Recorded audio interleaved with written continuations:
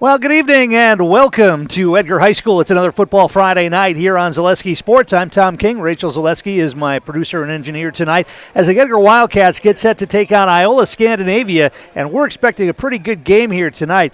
Now, Edgar has played 3 non-competitive games the last 3 weeks, running time wins over Rosholt, Pittsville, and Wisconsin Rapids Assumption. But Iola-Scandinavia is a step up in competition this week, and both teams coming in with a record of 5-1. Edgar has won 4 games in a row. Their only loss this season was back against Stratford the second week of the year, 21-8, the final on August 30th. The only loss for Iola-Scandinavia is to Abbotsford, and that was a 13-7 loss back on September 6th. They've ripped off 3 wins in a row, beating Rapids Assumption, Stevens Point Pacelli, and Rosholt by big scores. So we expect a tighter game here tonight, and we hope that's the case. We like the tighter games, and I think both of these teams will be able to deliver that here for us tonight. Now, Edgar did some nice damage on offense and special teams in the win last week. Gavin Maurer had a 56-yard punt return for a touchdown in that win. Will Hackle scored a couple of touchdowns on the ground. Long runs, too, 43 yards and 32 yards for Hackle. Leighton Schuett scored twice, once through the air. A pass from Tucker Strite, a 14-yard score. And Schuett took an end around and took that back for 20 yards. And the other touchdown was Austin Schreiber on a 43-yard run for Schreiber. And then late in the game, Tyler Schmidt, the youngster, got a 9-yard touchdown run for the Wildcats in that win over Wisconsin Rapids Assumption. Other games on the schedule around central Wisconsin tonight. They include Auburndale at Abbotsford, Nakusa playing at Adams Friendship, Waiawega Fremont's at Amherst tonight, DC Everest traveling to Chippewa Falls, Northland Pines is at Coleman, Rosholt at Pacelli tonight, the Spanish Panthers playing at Eau Claire North, Anagos at Lakeland, Stratford playing at Marathon, Neilsville Granton is an Osseo Fairchild. Also, Wisconsin Rapids Assumption playing Pittsville. Mosinee traveling to Rhinelander tonight. Medford's at Tomahawk. Marshfield at Wausau West. Loyal Greenwood is at Spencer Marshfield Columbus. Colby is at Wittenberg Burnhamwood here tonight. Our game brought to you in part tonight by some of our game day sponsors. They include Haugum Law, Simplicity Credit Union, Edgar Lane's, BAME Insurance, and DT Bounce Rentals. It is Alumni night here at Edgar. A lot of alumni back for this one, and it's also Jerry Sins night. They are honoring the longtime Edgar head coach after 50 years as the head coach here at Edgar. Let's take a look at the starting lineups for tonight's game. First of all, for Iola-Scandinavia, they're introducing their defense. It's a linebacker, a sophomore, Kors Loken. Jensen Rice is one of the defensive backs. Charlie Tappa also in the defensive backfield. He's a junior. Grant Freddy is a senior linebacker. Also, Carl Kopiza is a defensive back. He's a senior. Berkeley Myers, a defensive back, is a senior. Billy Myers is a linebacker. He's a senior. Tanner Kampert, a sophomore, on the defensive line, along with junior Owen Wolberg. Seniors Brian Kroosberg and Ryan Doty for head coach Scott Erickson of the Iola-Scandinavia Thunderbirds. For the Edgar Wildcats, they're introducing their defense here tonight as well. Up front, it'll be senior Corey Keppel, the 6'1", 268-pound senior. Also, it'll be Fletcher Weiland, the 6'2", 235-pound senior. Dakota Ellenbecker, 5'10", 220-pound senior. And Ty Schnelly, who is the 5'10", 190-pound senior. He's been playing great on defense so far this season. The linebackers, Alex Schneider, 6', 180-pound junior. Lucas Stanke, 6'2", 210-pound junior. Austin Schreiber, 5'11", 160-pound senior. Maverick Butt, 5'9", 180-pound junior. Also, Leighton Schuett, one of the defensive backs, a 6'3", 180-pound senior. 6-foot senior Will Hackle at a linebacker spot. Gavin Maurer playing in the defensive backfield, 5'11", 165-pound junior. And Tucker Strite, 6', 175-pound junior for head coach Jerry Sins. Some of our game day sponsors also include Greg Gruitz, Miltram, Werner Insurance, Van Ert Electric, Edgar Building Supply, Cropping Central, and the Edgar Family Restaurant. We had a number of interviews that we did tonight with some of the Edgar assistant coaches and former players, and you can catch those on our Zaleski Sports YouTube channel. That'll be archived and celebrating Jerry Sins, 50 years as a head coach. I mean, the numbers, and we'll go through those at points during the broadcast here tonight. The numbers for Coach Sins are just off the charts when you talk about a high school coach in any sport, but in football, I mean, after 50 years, the numbers are incredible, including those 8 state championships. We're going to have the national anthem sung up here in the booth tonight by some of the Edgar students, so we'll take a listen to that. And now, to honor America and those defending our freedom, we ask those who are able to stand and remove your hats as the BMW Post 10187 and the Edgar Girl Scouts raise our flag, and Edgar High School students Carly Stahl, Maddie Wentland, and Emma Reilly sing our national anthem.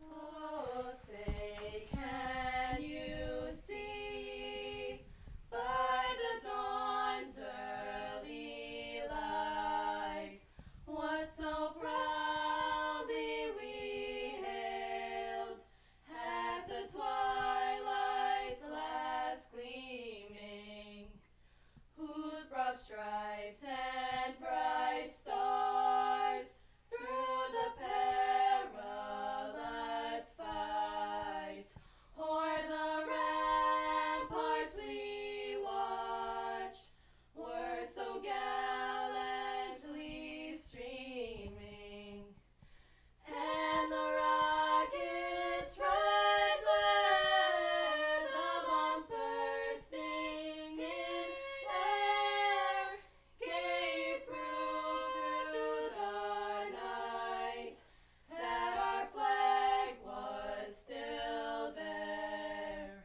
Oh, say does that star-spangled banner yet wave o'er the land of the free and the home of the brave? Great job, ladies. Thank you. And a nice job on the national anthem. Carly, Maddie, and Emma, students here at Edgar High School, singing the national anthem here tonight before getting set for this football matchup. You'll notice Edgar's got some different uniforms on tonight. They wore them once last year, and I think they saved these uniforms for Alumni Night. Edgar won the toss and deferred, so it'll be Iola-Scandinavia who will get the ball first here. And the Edgar defense challenged by that Iola-Scandinavia offense led by Jensen Rice, the junior quarterback, who I'm told is the 100-meter and 100 hurdles state champion. So obviously fast. It's going to be up to those guys on the edge to keep him contained here tonight. Don't want to give up those big, long runs down the sidelines. And let that speed get out and ramble on. We don't want that. So those edge players on the Edgar defense are going to be challenged here tonight.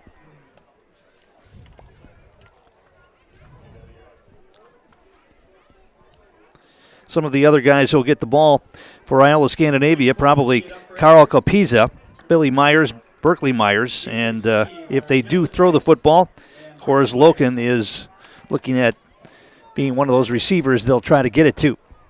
Iola-Scandinavia, white jerseys, black pants, and orange helmets, the Thunderbirds. Both of these teams 5-1 coming in, as we mentioned. And the Edgar starters tonight will probably have to play the whole game, something they have not had to do the last 3 weeks. 3 running time games, non-competitive matchups the last 3 weeks, and the backups got a lot of time, especially in the second half of those games. And Ellenbecker's going to kick it away, and we are underway. Going to be a short kick taken at about the 20-yard line. They're going to try to get it to the far side across the 25. Now a cutback and some open territory. One man to beat, and it's going to be a nice open field tackle there. And on that open field tackle for the Wildcats was Leighton Schuett. And that kept Berkeley Myers on a nice cutback from getting it back outside. But they did get a nice return out near the 40-yard line. They're going to mark it at about the 38, and that's where the Thunderbirds will start with this first possession. They'll start 1st and 10 at their own 38-yard line. If they got it, if he got it past Schuett on that near side, there would have been a lot of open space to run down the sideline. So nice open field tackle for Schuett to get things started here for the Wildcats. 1st and 10 for the Thunderbirds out of the gun. Man comes in motion, receivers left and right. They're going to hand it off and getting it outside and knocked out of bounds, but not before picking up positive yardage on the carry. Billy Myers will get it out across the 40 to about the 45. It's going to be a pickup of about 7 on that. Going to be 2nd down and 3. We heard some of the assistant coaches during our interview portion talk about the speed of this Thunderbird team. 2nd down and 3 at the 45-yard line. 2 receivers to the left. 1 man comes in motion, and they're going to hand it off left side this time. Big yardage again. 1st down yardage and more across midfield, and they're going to tackle him right near the 50-yard line. Billy Myers, the ball carrier. Billy Myers picking up about 8 on that, and it'll be a 1st down for the Thunderbirds. Ball just across midfield at the Edgar 49-yard line.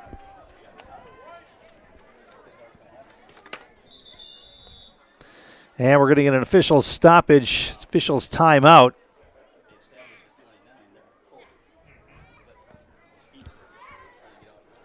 I think we had an injured Iola-Scandinavia player. He's able to get up and go off the field under his own power. Doesn't look too happy over there. That's Berkeley Myers.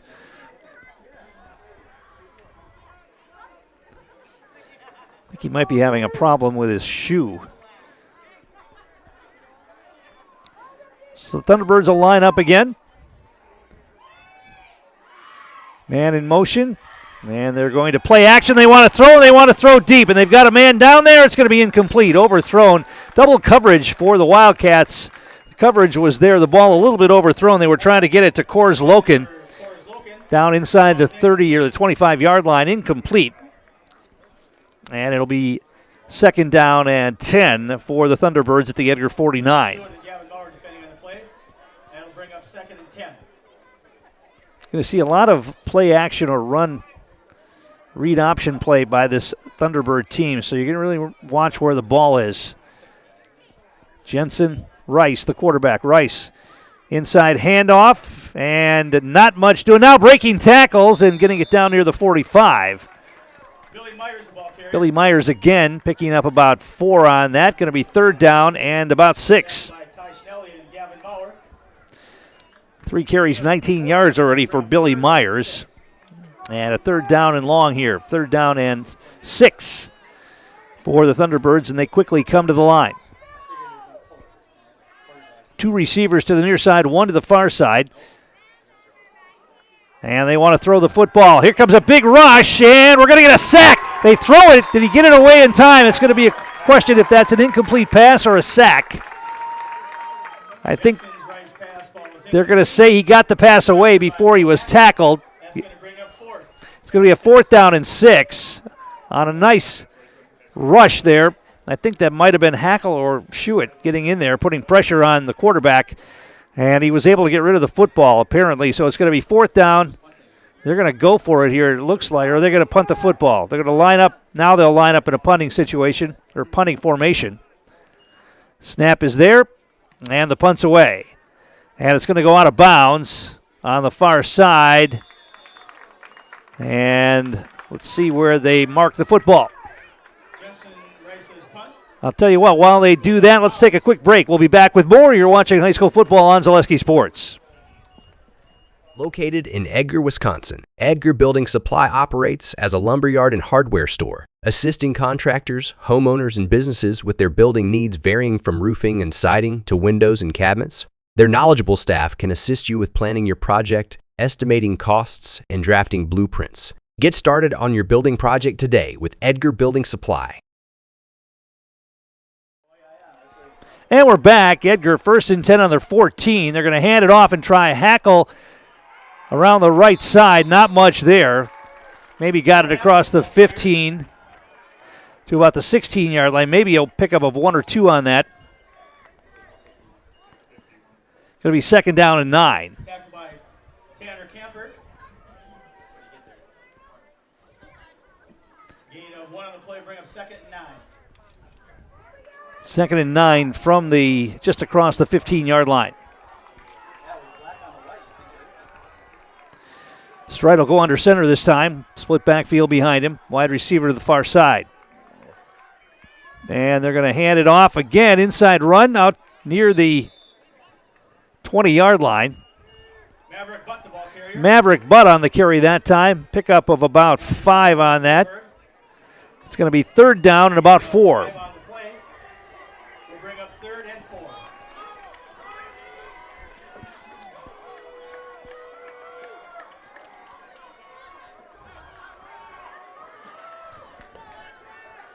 Gavin Maurer split out wide to the left, to the near side. Stride out of the gun. Now he wants to throw. Straight drop. They wanted an inside screen. It wasn't there. Tucker Stride's going to pull it down and run with the football. He's got a first down out across the 25 to about the 26 or 7-yard line. That'll be enough for a first down. Pickup of about 5 or 6 on that scramble by Tucker Stride. They were trying to set up an inside screen there, and Iola-Scandinavia had it well covered. So Stride pulled it down and ran with the football. First and 10, Wildcats at their own 36.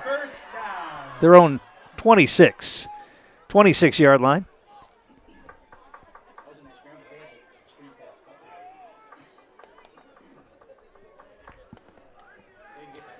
Shewitt comes out wide to the near side. Stride will operate out of the gun again. Wing left, and now we're going to get a penalty flag. It's going to be an encroachment penalty against Edgar. They lined up offside. You know, the coaches aren't going to be happy about that. Pre-snap penalty on the Wildcats will back them up.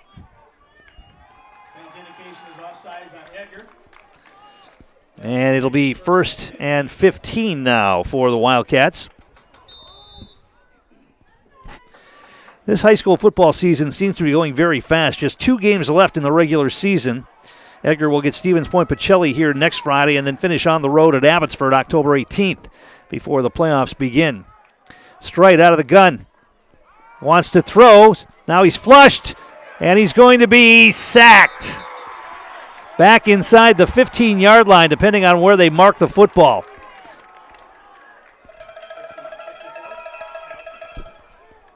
They're going to get it back near the 11-yard line.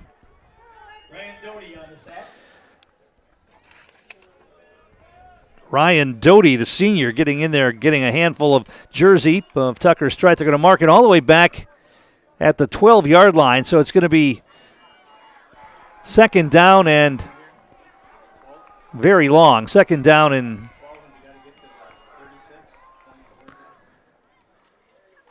they're going to hand it off, and not much there. Maybe out across the 15 to the 16. I think that's Maverick Butt. Let's see.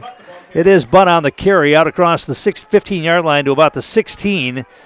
Got about 4 on that. And it'll bring up third down and long now. Third down and about 18 here, it looks like, for the Wildcats. Ball marked at about the 17-yard line.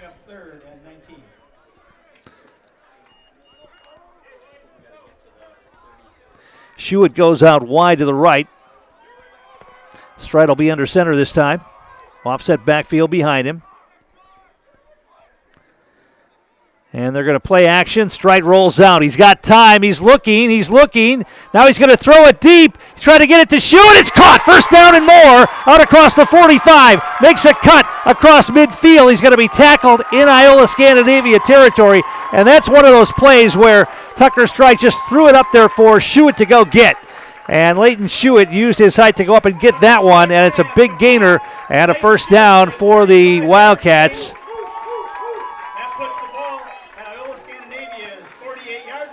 About 35 yards on that pass and catch from Strite to Shewitt. And it's a first down for the Wildcats at the 48 of the Thunderbirds.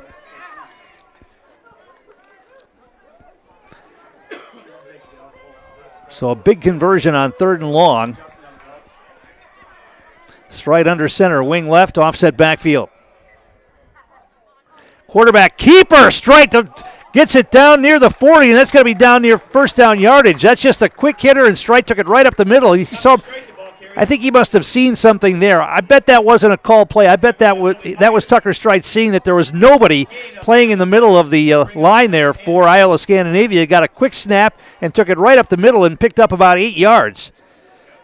Call it second down and a short 2.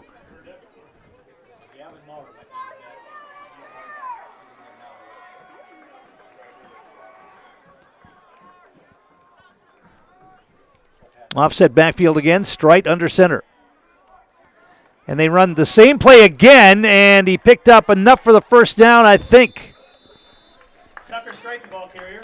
We talked about wrinkles that the Edgar coaching staff puts into these game plans, and that is a play we have not seen this year. That is a play they must have seen on film that Iola-Scandinavia in some of their formations doesn't put a man in the middle linebacker spot there, and there's an open spot to run, and they've run it twice in a row now and picked up a first down. So it's 1st and 10 for the Wildcats. Receiver to the left is Leighton Schuett. Strite under center.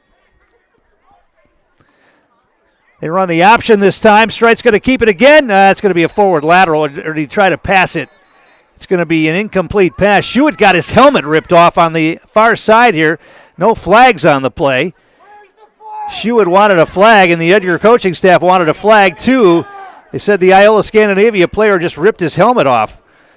The officials are conferring about it. The play was an option, and I think they're going to call that an incomplete pass as Strite threw the football forward. So they'll call that an incomplete pass. It went out of bounds. It's going to be second down and 10. The officials are going to meet on the situation here with the helmet that came off of Schuett's head on the far side. No flag was thrown.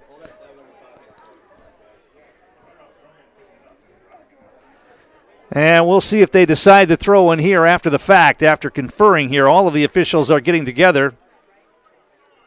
And they're going to say that you can hear the official telling the Edgar sideline nobody saw what happened. They were watching the play on the other side and didn't see the helmet come off. I didn't see it either. I just saw the result.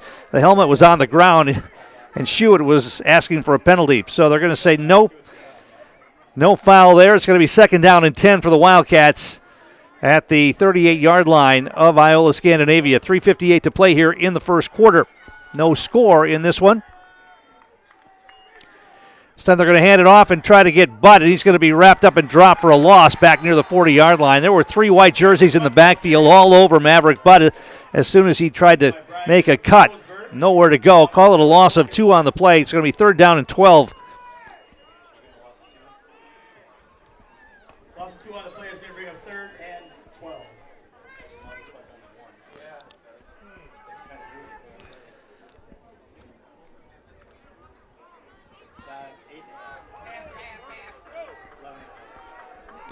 Third and 12 as they come to the line. Strite under center. Iola-Scandinavia showing blitz. Strite's going to play action now. He wants to throw the football. He's being rushed. He throws it down the field. It's going to be incomplete. 2 defenders there sandwiching Maurer, and that was just good defense. They got there just as the ball did. The ball falls incomplete. It's going to be fourth down and 12. And let's see what Edgar wants to do here at the Iola-Scandinavia 39-yard line. They'll probably punt this one away and try to pin him deep here.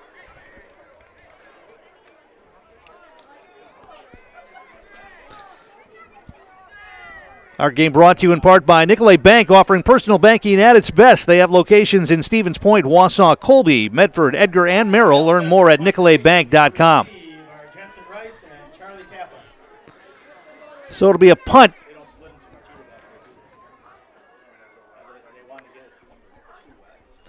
Snap is good, and the punt's away.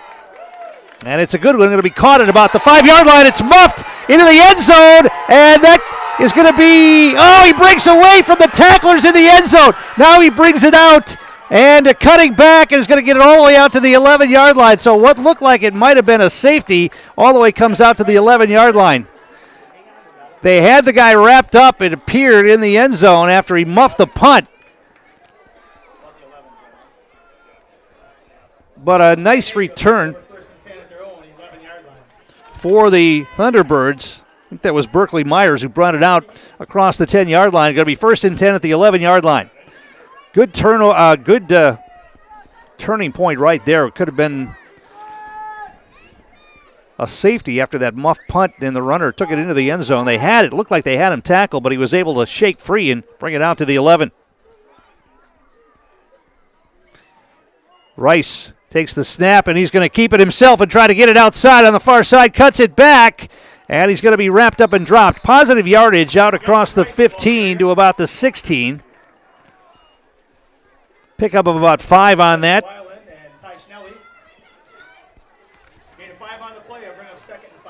Second down and 5. First carry of the game for Jensen Rice.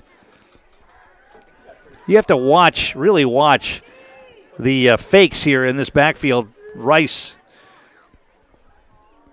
either he's going to fake the handoff and keep it himself or give the football off. Now he wants to fake the throw. Now he rolls out. He's being chased. Can he get away from the defender? He throws it pass. It's going to be incomplete.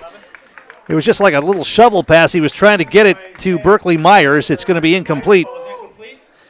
He was being chased from the backside by Will Hackle, and it'll be third down now and 5 for the Thunderbirds.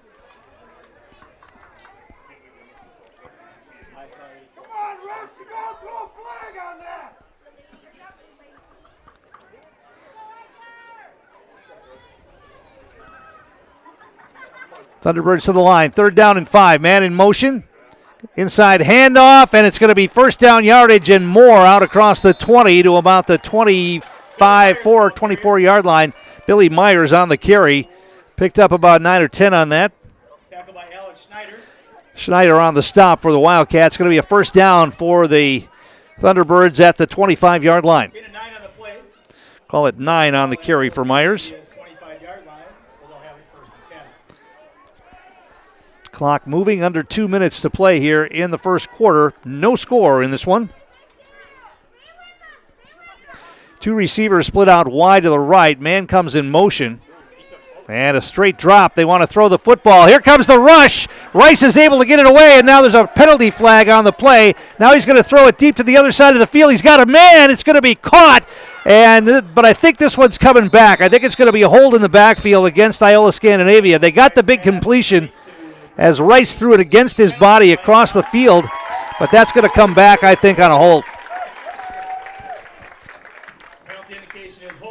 It looked like they had Rice bottled up again, but he was able to shake free and was able to get the pass away. Tucker Strite had left his man thinking that Rice was going to run with the football, and by the time he recovered, the catch was made, but it's wiped out by the penalty. And those holding penalties are just killers for drives in high school football. Going to bring the ball back to the 15-yard line and set up a first down and 20 for Iola-Scandinavia. They'll send out Berkeley Myers wide right. And Rice out of the gun. And he's going to keep it himself, run behind the running back into the line and pick up positive yardage out across the 20 to about the 21. Pickup of about 6 on that. And it's going to be up a second down and about 14. Gain of 6 on the play. Bring up second and 14. Second and 14 here for the Thunderbirds. Under a minute to play in the quarter.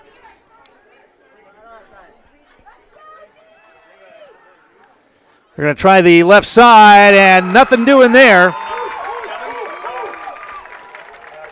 Of course, Loken taking that handoff. Copizia, the ball carrier, tackled by Hackle.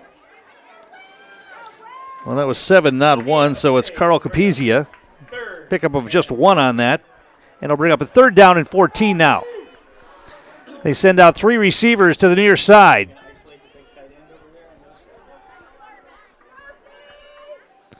Now they spread it even farther out. They got 4 receivers in the formation.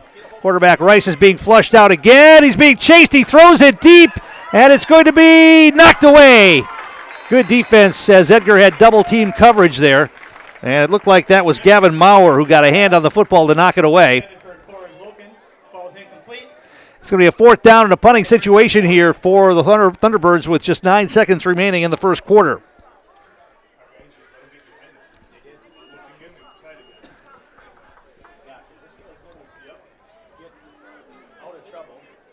So Edgar should get decent field position here. They haven't dropped anybody back deep yet, although they've got Butt, Strite, and I think that's Maurer. Now Maurer will drop back deep near midfield. High snap. He's able to corral it and get the punt away. It's a line drive and going to be taken at about the 50-yard line. Maverick Butt down inside the 40 and down, knocked out of bounds near the 35-yard line. So as the first quarter comes to an end, Edgar will have good field position when we come back. No score. You're watching high school football on Zaleski Sports. Cropping Central, conveniently located between Edgar and Stratford on County Road N, 715-352-2843. Let Cropping Central take care of your field plans, yield mapping, crop scouting, and crop protection, including hail insurance. Cropping Central, 715-352-2843, and visit them on County Road N, west of Edgar.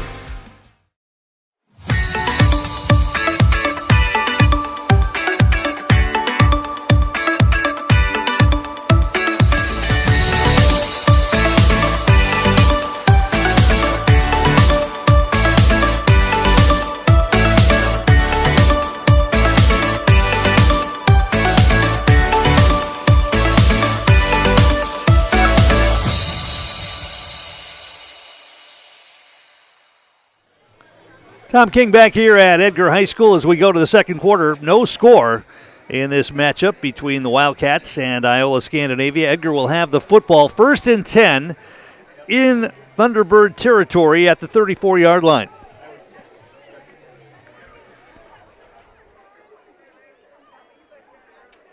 "23 yards on the ground for the Wildcats so far. They're 1 of 3 through the air. That was a 35-yard catch to Leighton Schuett. They've got the trips backfield now behind Strite. And they're going to hand it off to Butt. Up the middle, breaking tackles, and down near the 25-yard line. It's going to be near first down yardage. I think he got it.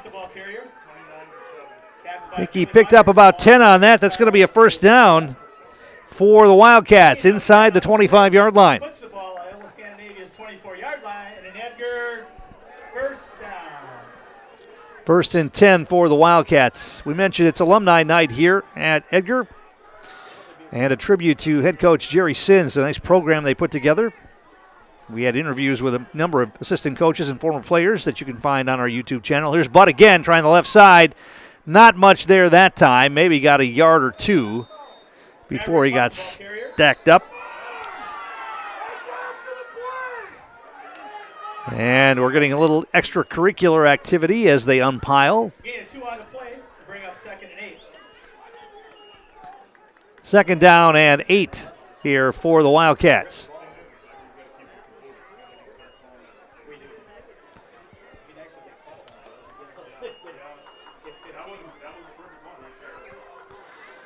Trips backfield again behind Strite. Tight formation here. This time they try the right side. This is Hackle, and I don't know, it's Maurer. Maurer on the carry. Got it down to about the 20. Gavin Maurer picked up a couple on that. Gain of 2 on the play will bring up 3rd and 6. 3rd down and 6 here for the Wildcats. Just inside the 20-yard line. Probable 4-down territory here.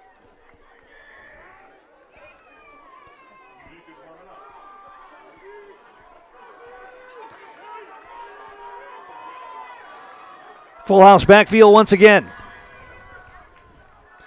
Iola-Scandinavia selling blitz, and they got through, and Maverick Butt had nowhere to go. They filled the box that time and brought everybody up front. That would have been a perfect time for a little play action and a flip over the middle because there wasn't anybody left back for Iola-Scandinavia. They rushed everybody that time, but it worked. And they dropped Maverick Butt back outside the 20 up the 21-yard line. It'll be 4th down now and about 7.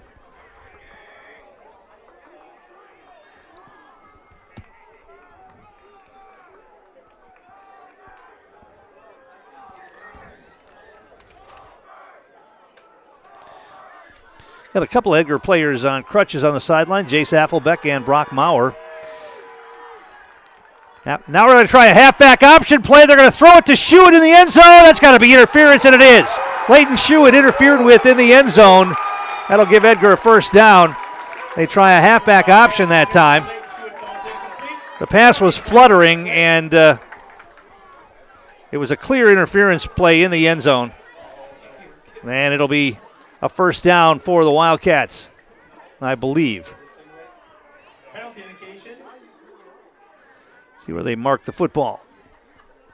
Is pass interference on Iola-Scandinavia. Now we're at the 21, so that's going to be half the distance.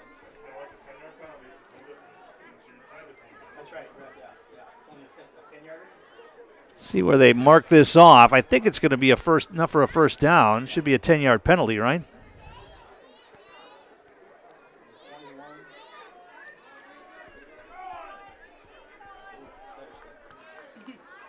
And they're going to mark it at about the 12-yard line, and that'll be enough for a first down. After the penalty, Edgar First down and 10 for the Wildcats. They can get a first down near the 1 or 2 yard line. So let's see if they can take advantage of this.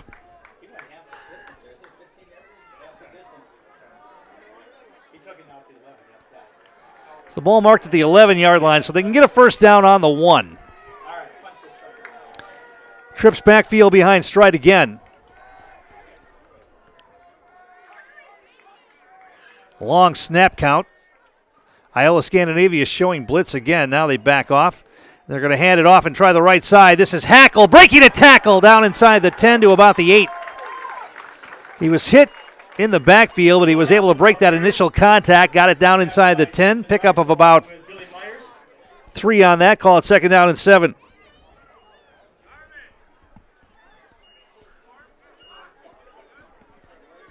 Gain of 3 on the play, I'll bring up second and 7. Second down and 7 for the Wildcats. Clock rolling, 8:46 to play here first half. No score in this one. After high-scoring games for both of these teams the last 3 weeks, this has been a defensive struggle so far. Split backfield this time as Strike goes under center. Double tight end. Maverick butt right up the middle, down inside the 5. Got it to about the 3, it looks like. Going to be short of the first down. It's going to be third down and a couple. They're going to mark it at about the 3-yard line. They need to get the 1 for a first down. Gain of 4 on the play is going to bring up third and 3.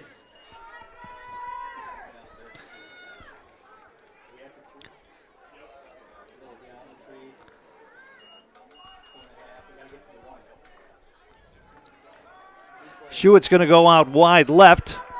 It's Maurer and Butt in the backfield. Wing left, Strike under center. Strike keeps it himself, and he fumbled the football. It's loose near the goal line. Iola-Scandinavia says they have it. It is going to be Thunderbird football at the 1. They tried that quarterback keeper straight up the middle again, and Strike, looking like he was battling for extra yardage, had the ball stripped. And the Thunderbirds are going to have the football. They're going to say it was recovered in the end zone, so it's going to be a touchback. And it's going to be first and 10 at the 20-yard line. So that's a bad state of affairs for the Wildcats. Our game brought to you in part by our game day sponsors. They include Edgar Building Supply, Cropping Central, and the Edgar Family Restaurant. So instead of scoring points here, the Wildcats turn it over and the Thunderbirds get it back. First and 10 on their own 20.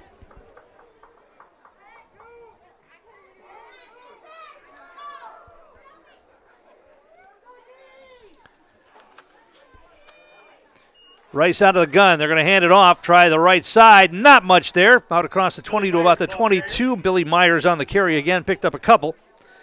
Going to be second down and about 8. Oh, they only gave him about a yard, it looks like. Second down and 9. Gain of 1 on the play is going to bring up second and 9.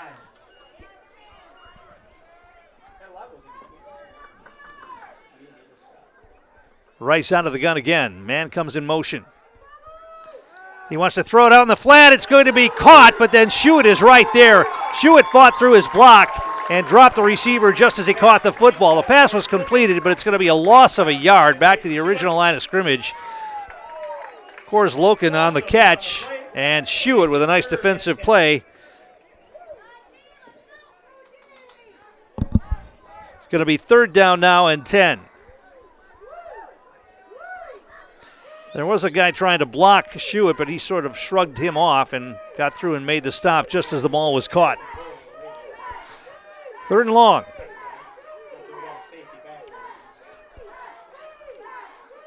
Empty backfield with Rice in the gun. He's going to keep the football, and he is going to be stuffed at the 20-yard line. Making the stop for the Wildcats was Lucas Stonke. Stonke filled the hole and made the stop, and it'll be a punting situation. So the turnover doesn't hurt the Wildcats, at least not yet, as it'll be a punting situation here for the Thunderbirds. 4th down and 10 from their own 20-yard line.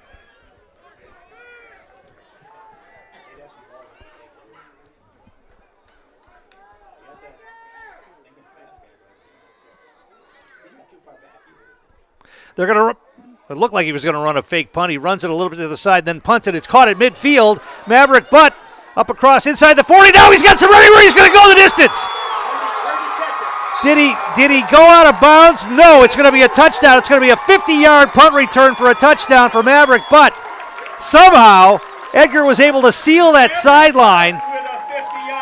And Butt with a little stutter step down the sideline, and then he saw a lot of open lane there and took it all the way. Some great blocking right there by the Edgar punt team.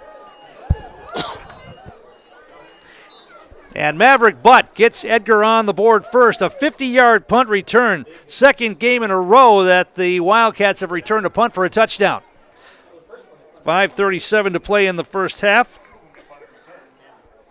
And they'll go for a 2-point conversion here.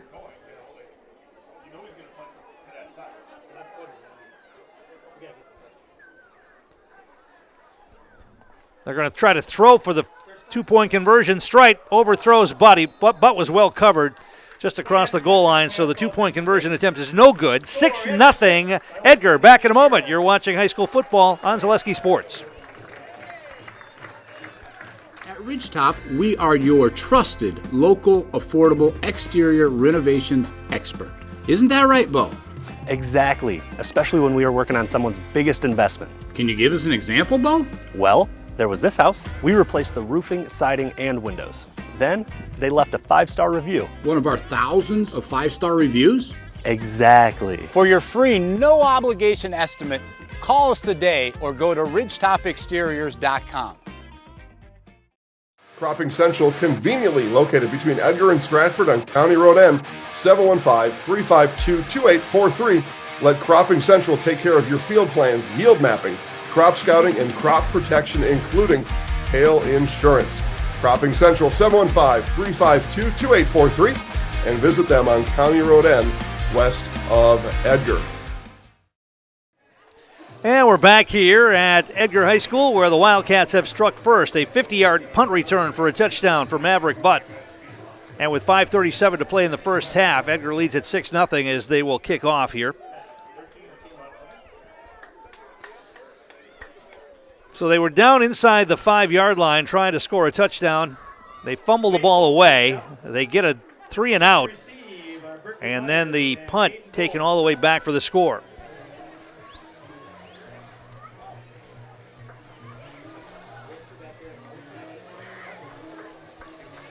We heard before the game when we were interviewing some of the Edgar assistant coaches about the speed of this Iola-Scandinavia team. And they do have some speed, but Edgar's been able to contain it pretty well so far.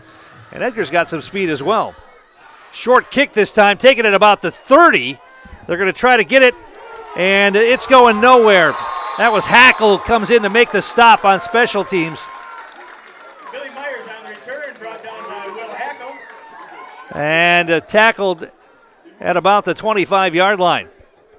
Iola-Scandinavia will take over 1st and 10. So we've seen some pretty good special teams tackling on the coverage teams here so far tonight by the Wildcats as well. So the Thunderbirds get it back here, 1st and 10 on their own 25. Rice out of the gun. He's got 2 backs with him. And they're going to hand it off. Big hole this time, and it's going to be closed quickly. Still on his feet, though, out near the 30-yard line. On the carry was Carl Copiza. Getting it out across Brought down by Dakota near the Alexander. 30-yard line. Going to be a pickup of about 5 on that. Call it 2nd down and 5.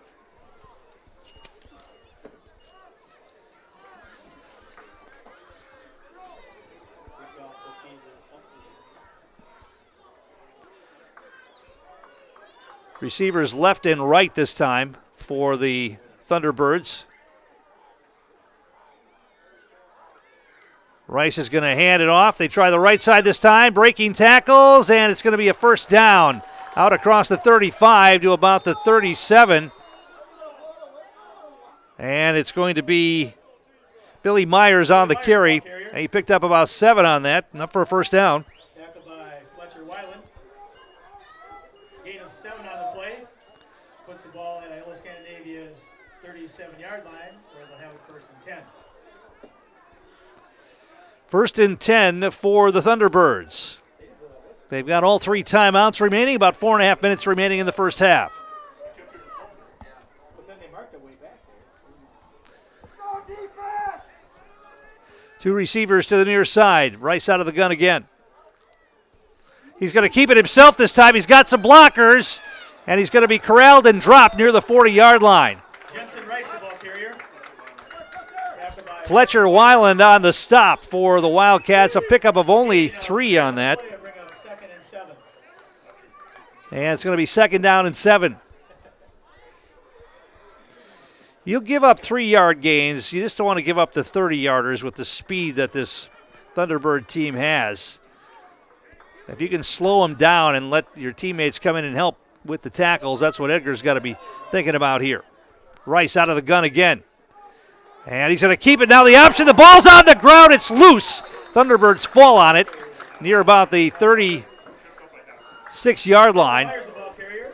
Tripped up by Will Hackle. Myers fell on the football after the option pitch hit the ground. Will Hackle on the stop. Going to be 3rd down now and 11. Loss of about 4 on that. So they've been forcing Iola-Scandinavia into some 3rd and longs here. See if they can force another punt here. Man comes in motion, and he wants to throw. Rolling out, being chased, and he's going to get rid of the football. It's going to be incomplete. The receiver went to the ground. Is that a flag on the play? Intended for Ryan Tulin. No, that was a towel on the field, so it's going to be incomplete. It's going to bring a 4th down and a punting situation here for the Thunderbirds. The quarterback, Rice, has a tendency to get rid of the football at the last possible second as he's about to get popped. That time he had a receiver who was open near the 35-yard line, but the pass was low and he couldn't corral it going to the ground to try to make the catch. 4th down and 11. Edgar should get decent field position again here with just under 3 minutes to play in the half and all 3 of their timeouts remaining. Snap is good.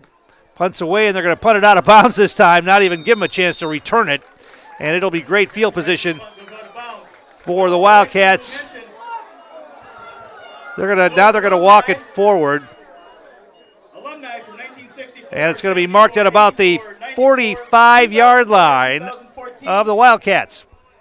Would you please 1st and 10 for Edgar from there. patio by the concession stands? Our game brought to you in part by Express Employment. Get help finding your next career at Express Employment Professionals. Locations in Wausau, Stevens Point, and Marshfield. You can learn more at expresspros.com. That's expresspros.com. 2 regular season games remaining. Edgar will host Stevens Point Pacelli next Friday night and then finish up on the road October 18th at Abbotsford. They're on the line now, offset backfield, strikes, quick hitter inside. Maverick Butt breaks a tackle, and then he's going to be dropped. He's going to get a first down now, though, near the 45-yard line. Ball carrier brought down by Jensen Rice. If Rice didn't make that tackle, Butt was off to the races again. They're going to mark him short. Looked like he had the first down. The ball just shy of the 45-yard line. They're going to mark it at the 46. Going to be 2nd down and less than a yard. That's not a good mark. That should have been a first down. Straight under center. They're going to pitch it this time and try to get the corner. Hackle, and let's see where they give him forward progress. I'm not wild about that play when you only need a half a yard. You try to run wide, and It is going to be a first down. You got enough. They're going to move the chains. Gain of 1 on the play.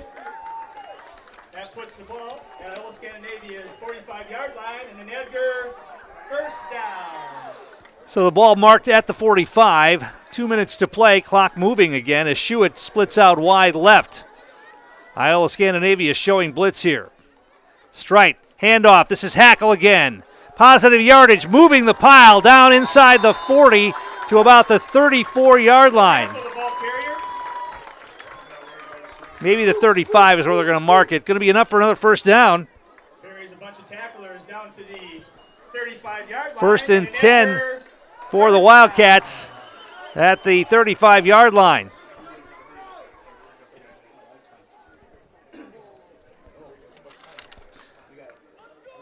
Dom Contreras into the game here for Edgar, but they are taking a lot of time. 4 receivers in the formation.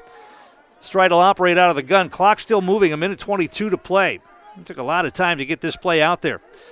Strite wants to throw. Now he pulls it down. He's going to run. He's going to get sacked. I don't know if that was a designed run or if he just decided to pull it down and run with the football. He saw an open area. Edgar's going to take a timeout, and while they do, we'll take one as well. 1:11 to play first half. Wildcats leading 6-0. Back in a moment. You're watching high school football on Zaleski Sports.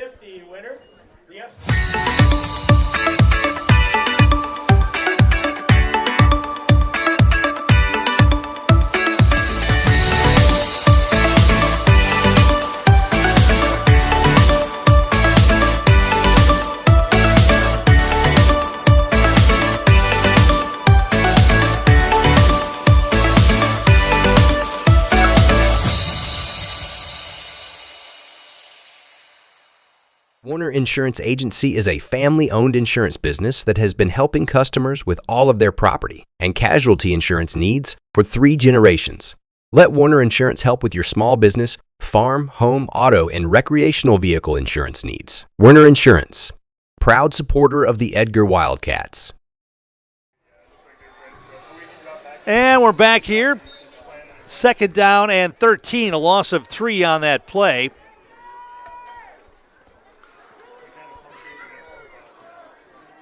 Schuett goes out wide to the left. Wing left as well, Strite under center. Quick hitter inside, and not much there, maybe to the 35. Maybe got the 3 yards back. I think that was Hackle on the carry.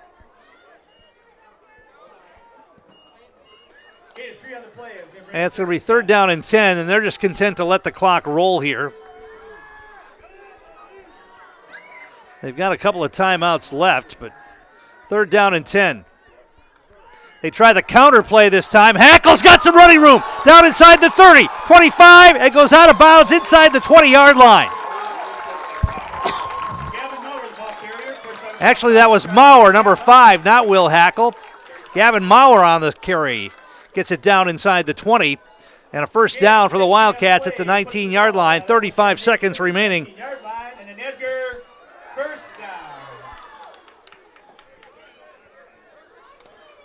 So it's 1st and 10 for the Wildcats.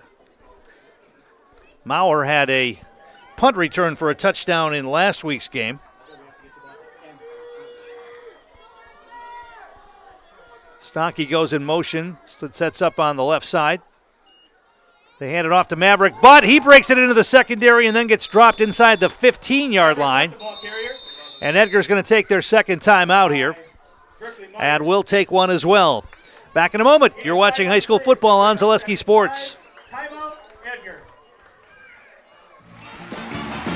We're back with Better Halves. Jane is looking for a better health plan. Jane? I need someone who'll make time for me. So, how would you two get to know me? You want time? I'll keep you on hold all night long. He sounds gross. Jane, I'm Steve from security. I won't treat you like a number. I've got award-winning service and coverage made just for you. Now that's better. Next up, networks. Tom King back here at Edgar High School. 28.9 seconds remaining in the first half. Edgar leading 6-0, and they have the football inside the Iola-Scandinavia 15-yard line.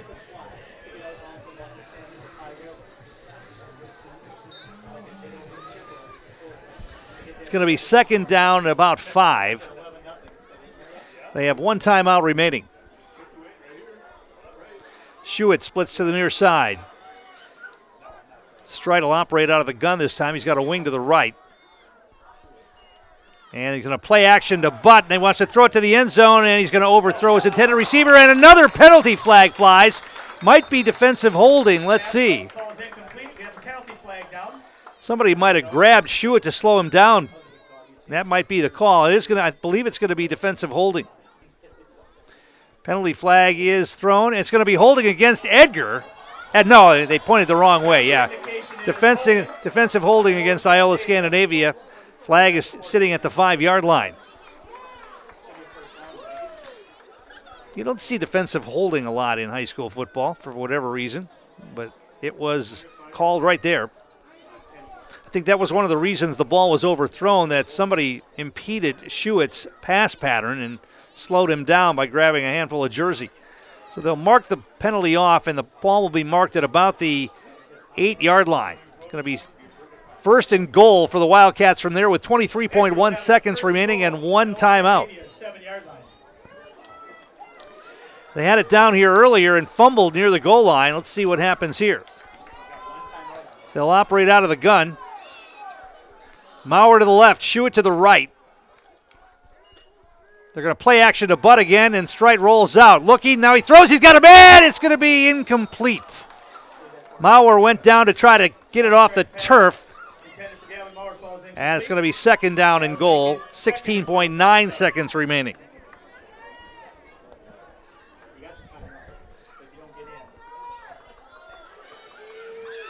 They're within field goal range here if that's in fact what they want to do, if it comes to that. But yes, they do have the soccer-style kicker from Europe, the European exchange student, Jarvis Kopet.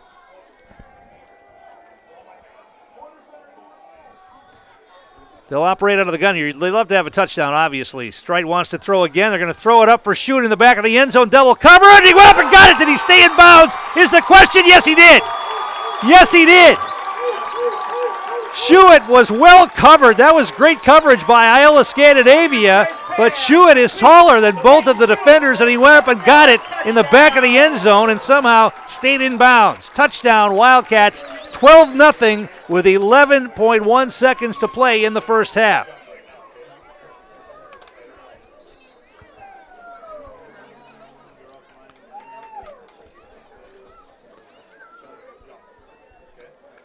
So they will go for 2 here.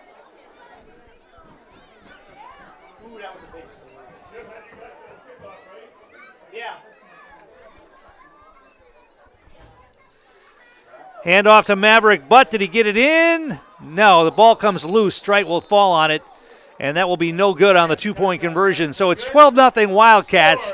We'll take a quick timeout. Back with more. You're watching high school football on Zaleski Sports. Why work for Staub Construction? Everybody around you is just family. Everybody seems to bond together and get along good, and They, I believe, truly care about their employees. Staub has a great benefits package. Staub is an employee-owned company that puts a large emphasis on work-life balance. And everybody wants to see everybody succeed. It's a good place to work. Join the team at Staub Construction. Apply now at staubco.com. Van Ert Electric is an established leader in the electrical industry in the upper Midwest since 1964, with 5 locations in Wisconsin and a sister company in Michigan. We offer our customers a broad range of services from electrical construction, telecommunications, process controls, HVAC controls, thermal imaging, and arc flash evaluations for your industrial and commercial. And we're back here with just a few seconds to play in the first half. Edgar will kick the football away here after scoring the touchdown. The 2-point conversion, no good.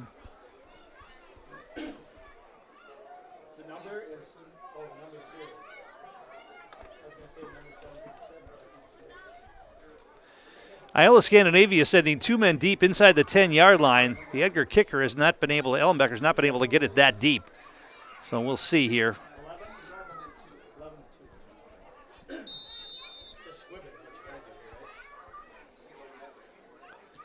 Going to be a squib kick, going to bounce at about the 35, and then falling on it near the 30. One of the up men for the Thunderbirds. So they'll have the football 1st and 10, but just 10 seconds remaining on the clock here. You got to believe they just want to run it into the line and get into the locker room here and try to figure out something. Edgar will get the football to start the second half as well. They won the toss and deferred.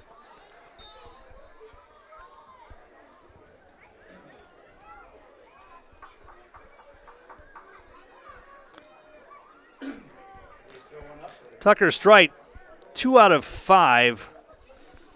Both pass completions to Leighton Schuett, 35 yards and an 8-yard score. They're going to try a counter play, and they've got a hole, but not much of one, and the tackle made at about the 33-yard line. And they'll just let the clock run out, and that's how this first half will come to an end. The Edgar Wildcats leading Iola-Scandinavia here at halftime by a score of 12-0. We'll be back with more after this. You're watching high school football on Zaleski Sports. All right, as those alumni that are Ready, begin!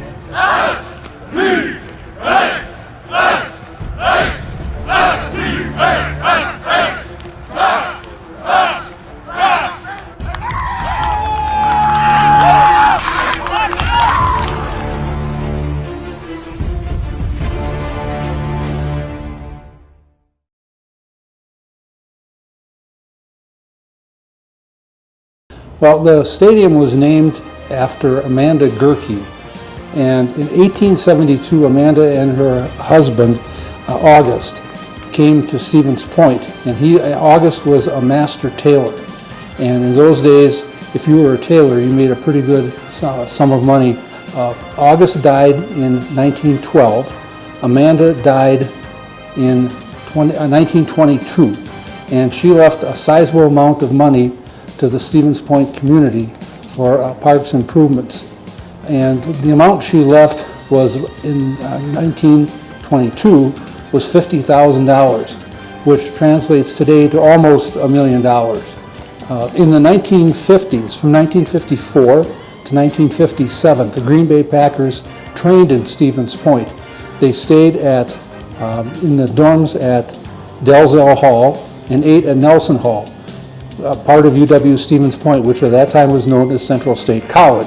In 1957, Topps football cards came and took the pictures of the Packers in their uniforms here at Gerke Field for their trading cards for the 1958 series.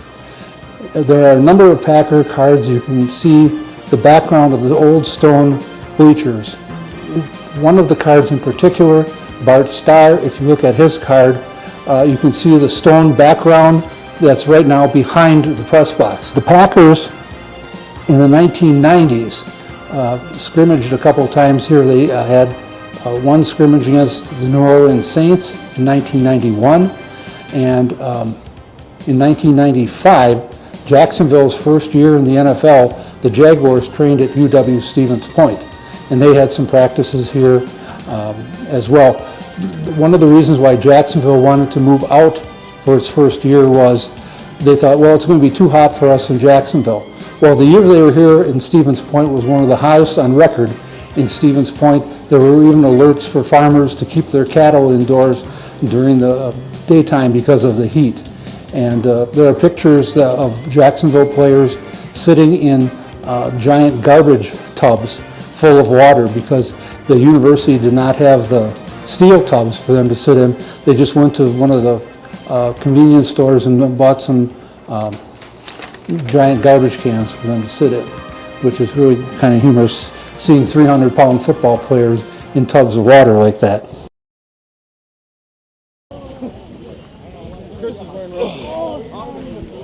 Man, tackle football. Set, hit. Right foot, get it down. Nope. Good. Next time I play tackle football, though, have my mouth guard in. Right foot. Good. Oh, you double up, huh? Just in case. Okay. Set. Hit. Try to kick it off the ground. Nope. Left foot. Just pop on your feet. Pop on your feet. Right foot. Yes, left. Yep. Set. Hit.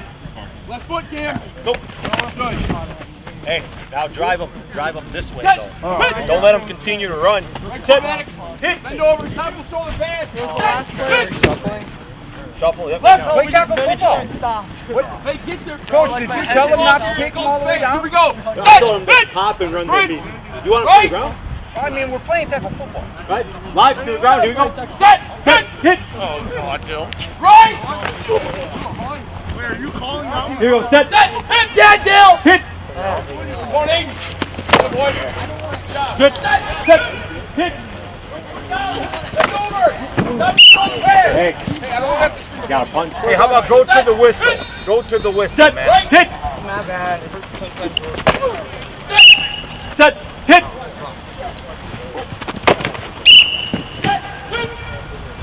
Set. Hit. Ew, a little. I mean, kind of gross. I mean, just a tad bit nasty. Did you be running back? Just a tad. No, not yet. I think Vinny had to, right? Hit. You need to go. Come on, Isaac. Right shoulder. That a boy. Good hit. Can somebody else please just go over there so we don't have to wait? Here we go. Set. Hit. Right shoulder. Set. Dakota hits hard too. Dakota will hit me. Yeah, you go here. Dakota. No, no, Vinny hits me. Everybody else. High. Good. Don't be What the hell? You felt that? I'm gonna go. Yeah, you felt that. Set. Hit. Why? Hit. Set. Hit. Right shoulder, counter, right foot down. That a boy. Way to chop your feet. Set. Hit. Boy, Isaiah, left shoulder. That a boy. Good hit. Nice hit. Set. Hit. Set. Right shoulder, right foot. Lead your foot down, Miles. Good work. Set. Hit. Left foot, left shoulder. Boom. Good job, Brad. Set. Hit. Right. Full cam, bend over. That a boy. Set. Hit. Set. Left. Hit. Walk, Julian. Set. Hit. Come here, go Right here. foot, right shoulder. Go. Good pop. Set. Hit. Left. Come on, Luke. That a boy. Set. Hit. Come on, Damien. Get him. Right foot, right shoulder. Bend over, baby. Set. Hit. Go, Dakota. Nice new jersey there. It's getting dirty. That a boy. Set. Hit. Come on, Aiden. Left shoulder. Back up a little bit for me. Dakota, right there is good. Set. Hit. Right foot, right shoulder. Hit. Set. Hit. Left foot. Get it down. Left foot. That boy. Good rep. Set. Hit. Right. Set. Hit. A little bit. Set. Hit. Left foot, left shoulder. Good job, Isaac. Good hit. Hit. Last one. There you go. Set. Hit.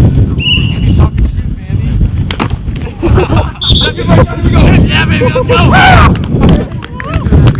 Go. Hey, get it right down. You got to do it. 1, 2, 3. Go. Hand on the hat. Let go. Come on, Edgar. Will. Get up. Will. Go. 3, 2. Yeah. Chris can drive. 3, 2. Take out. Come on, Aiden. Run, Johnny. Run. Johnny. Somebody go watch the front line. I'll watch you back. Take out. Come on, Isaac. Come on, Kalani. Get Kalani, go. Run. Good running job. You gotta work hard, man. Shock and go. Shock and go. Shock and go, Cam. Go, Isaac. Take out. Yeah, Trent. Come on, dude. Steve. Oh, yeah.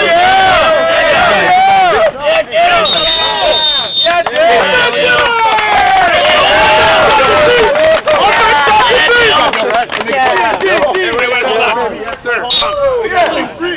Free. Yeah, good one.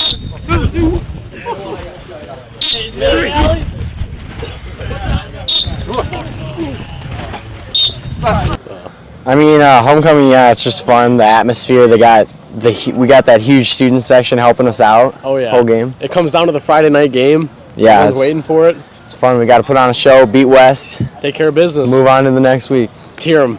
Yes, for the play. A lot. It helps a lot on. Bells. Yeah, when we're on defense, that helps out a lot. It's the opposing team's offense doesn't know what's going on half the time. I mean, I'd say it's really fun. There's a lot of good energy. A ton of people come, like alumni that wouldn't usually come to other games. So it's nice to have so many people to come out and support And the overall energy of Gerke when we have the homecoming game is just phenomenal because it's such a nice stadium and the fans are great. Everybody gets hype. It's awesome. Our fans' energy, it almost like, I don't want to say it transfers into us, but like we feel it too, and it gets us more energized, more hyped to play the game. So we're flying around all over the place, trying to get big plays done, and our fans almost give us power to do better in the game. Yeah, I think playing in front of a huge home crowd always is great, and especially for homecoming. I mean, we'll be ready to go.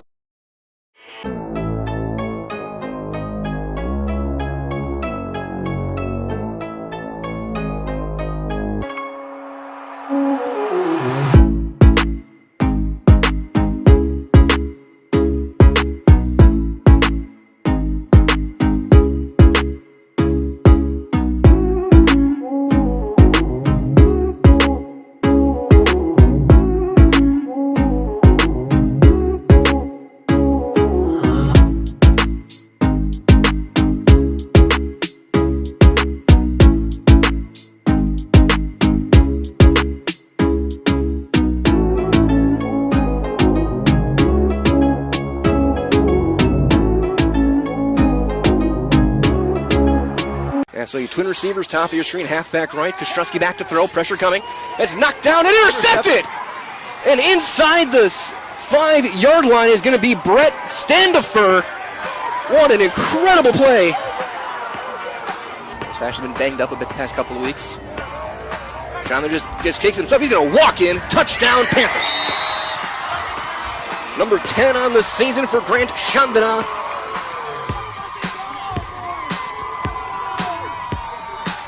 He's just going to get it away. High end-over-end kick, far sideline.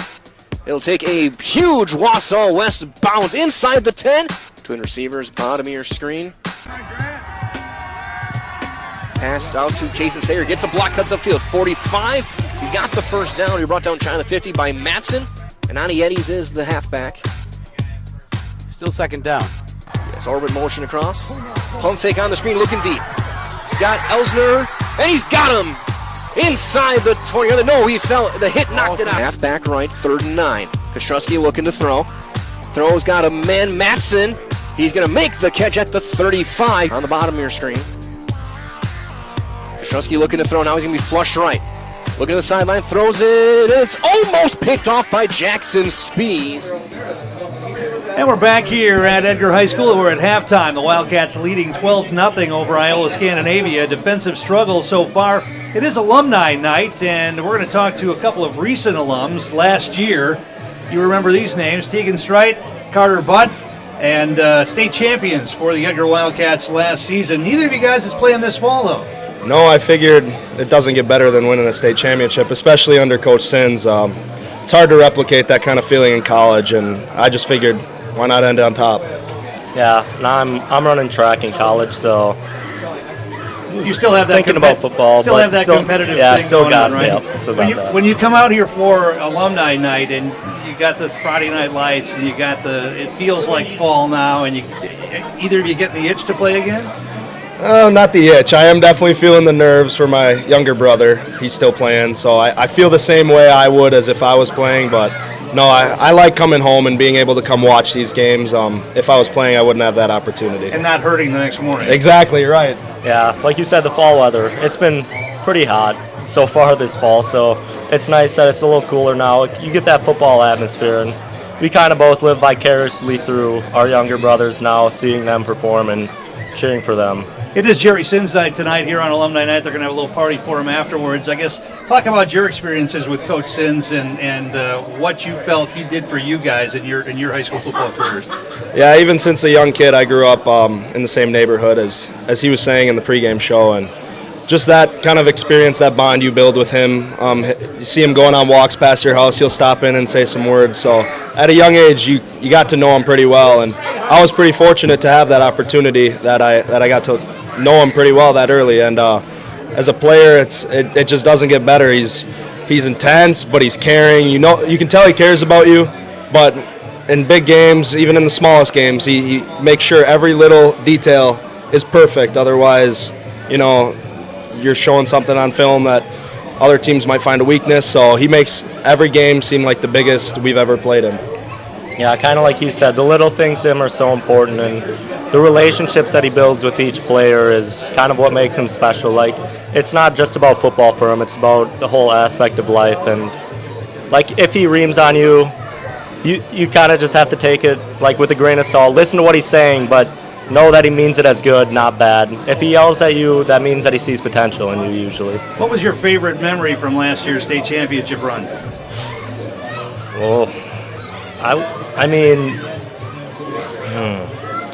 would say level 3 and 4, I had interceptions at the end of the games. I kind of sealed them, and we kind of knew we were going to win the game after those plays, so those were pretty special to me.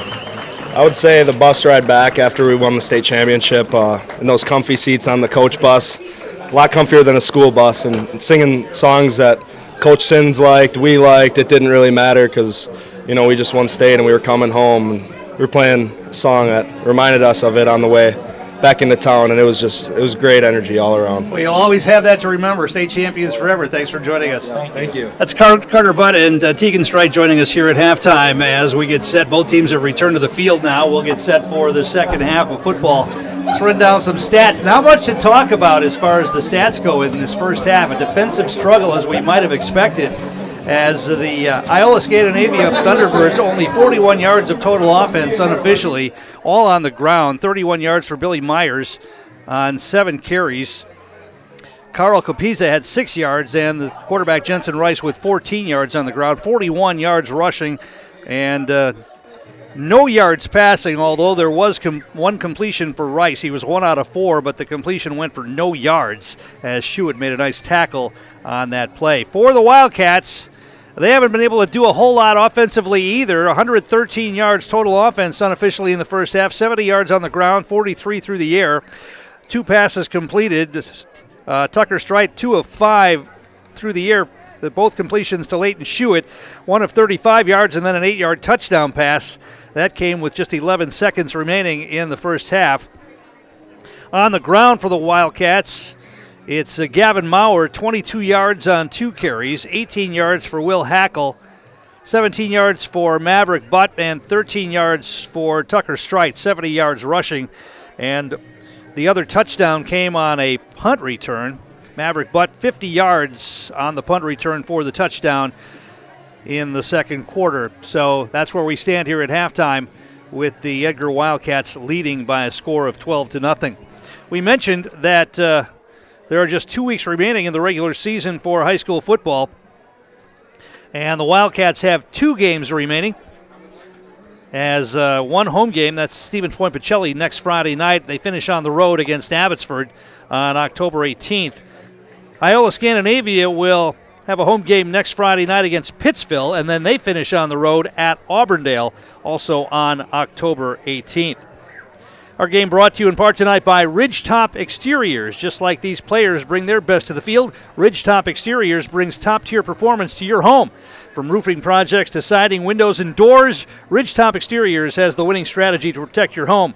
Visit ridgetopexteriors.com and score big with trusted, local, affordable service. We'll take one more timeout, get set for the second half kickoff. Edgar will get the football to begin the second half. They lead at 12-0. Back in a moment. You're watching high school football on Zaleski Sports.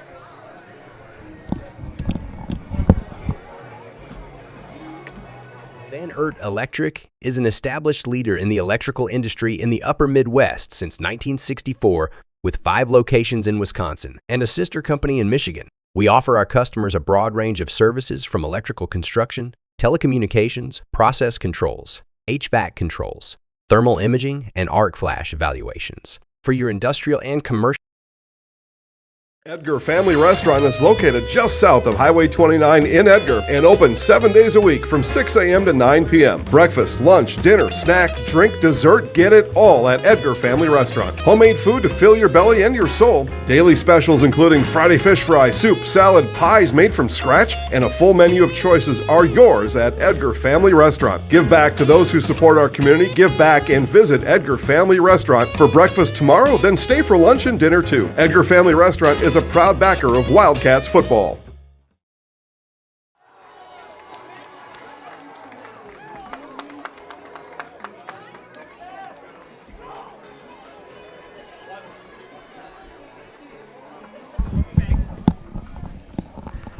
And we're back here at halftime as we get set for the start of the second half. Both teams have finished warming up and are gathering around their respective coaches as we get set for the second half. Edgar will get the football, as we mentioned. We're talking about Jerry Sin's night tonight. They're going to recognize Coach after the game and have a little party as well. But you look at the numbers. I mentioned these earlier, but the numbers are just incredible. 49 seasons, 48 of those winning seasons. The only losing season that Edgar had under Jerry Sins was the first year. He's got the second most wins in Wisconsin high school football history. His record as a coach, 470 and 92, 28 conference championships. He's also got the most playoff wins in state history. His playoff record, 96 and 28. He's got 14 state championship appearances, the most in state history, 6 state runner-ups, 8 state championships. Just impressive numbers for head coach Jerry Sins here at Edgar. So it'll be Loken who will kick things off here for the Thunderbirds. It's like it's Maurer, Butt, and Hackle back deep for the Wildcats.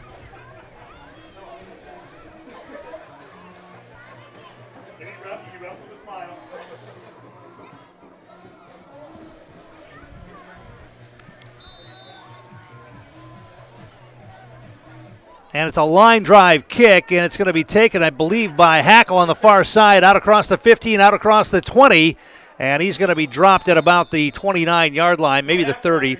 They'll give him the 30, it looks like. It'll be 1st and 10 Wildcats from there. Our game brought to you in part by some of our game day sponsors, Haugum Law, Simplicity Credit Union, the Edgar Lanes, BAME Insurance, and DT Bounce Rentals.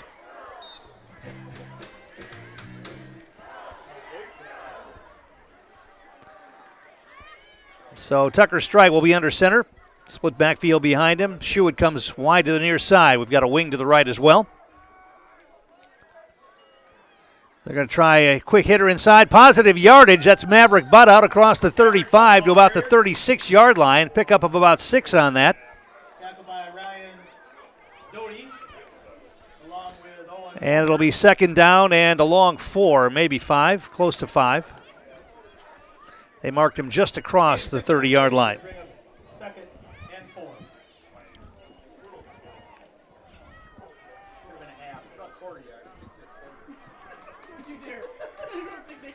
Wing to the left, split backfield, straight under center. They try to counter this time, and running room for Hackle. He's got one man to beat down the side. It's actually Maurer. Maurer again gets knocked out of bounds. Gavin Maurer on that counter play and takes it down the near sideline all the way to the 20-yard line. About 44 yards, I think, on that carry for Gavin Maurer.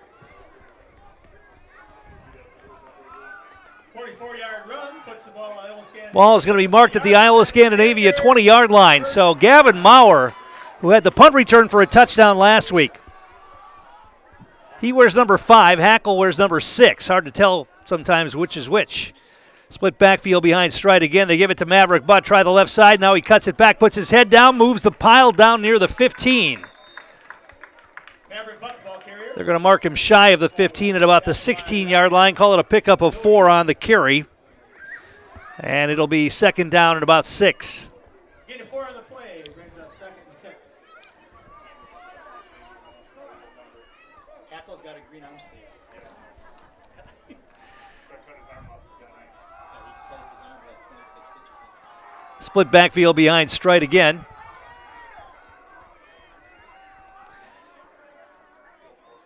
Long snap count. They're going to try the quick hitter. This is Maurer again, down inside the 15. The ball's loose.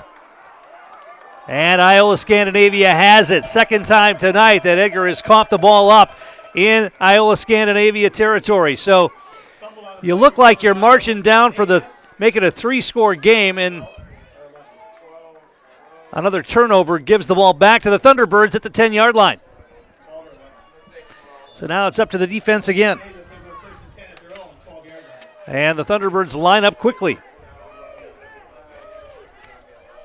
Rice out of the gun. Going to hand it off. Running room here. It's going to close quickly, though, as a host of yellow jerseys ranges over and knocks down the running back, Billy Myers, at about the 15-yard line. Pickup of about 3 on that. Going to be second down at about 7. Well, they marked it at the 16, so they gave him 4 yards. Second down and 6.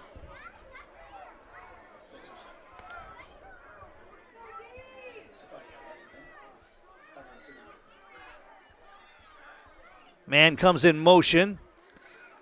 Rice is going to keep it this time. He's got some running room into the secondary, out across the 20 to about the 24. That's going to be enough for a first down. Pick up about 7 on that for Jensen Rice. Hackle makes the stop. And it's a first down for the Thunderbirds, and they want to go quickly. Puts the ball at Iola-Scandinavia's 24-yard line, where they'll have a 1st and 10. 1st and 10 at the 24. They'd like to go even quicker than the officials would. It took a while to move the chains, so now they'll line it up. Rice out of the gun again. And he's going to keep it again himself, breaking tackles down up to the 30-yard line. Jensen Rice, the ball carrier. Pickup of about 6 on that. They've got that run option. They've got the ball in the stomach of the running back, and then he pulls it out and takes it himself, and he picked up positive yardage out to the 30. Going to be second down at about 4.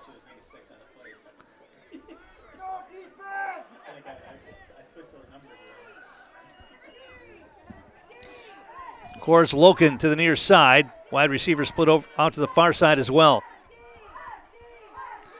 They're going to hand it off, and a good blocking, moving the pile out near the 40-yard line. Going to be another first down for the Thunderbirds. And on the carry, Carl Capizia. And Alex Schneider.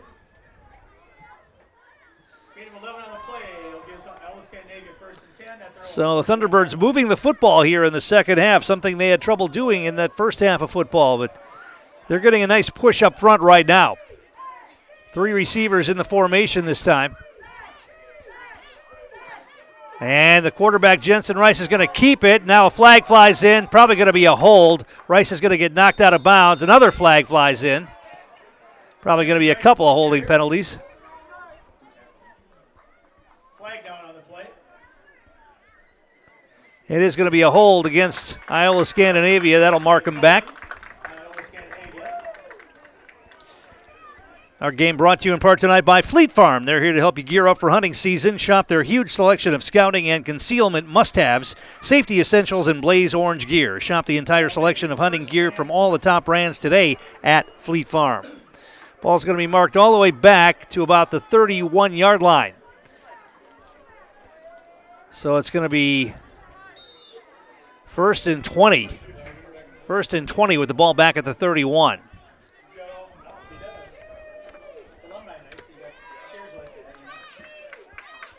Two receivers split out wide right for Rice this time. He's going to hand it off, try the right side. Good blocking again, and positive yardage. They got it up to the 40. Billy Myers, the ball carrier. Billy Myers is going to get a big chunk of that penalty back at least. Pickup of about 8. It's going to be second down and 12. Myers with 42 yards on the ground now unofficially. 3 receivers to the near side this time. They don't have a whole lot of coverage out here on them. And Rice is going to keep it and run with it again. He's got room and lanes up the middle. Positive yardage. And out across midfield into Edgar territory and another first down. That's going to be a pickup of about 13 on a 3rd and 12. They pick up 13 in the first down. Gain of 13 on the play. We'll give Iola-Scandinavia 1st and 10. And Edgar's 1st and 10, the ball at about the 47-yard line. So the holding penalty doesn't hurt as they're able to pick up the first down. Here's a handoff. They try the left side. And once again, positive yardage for Billy Myers down inside the 45 to about the 42. Pickup of about 5 on that. Second down and about 5. gain of 5 on the play, bring up 2nd and 5. 6:23 to play here in the third quarter.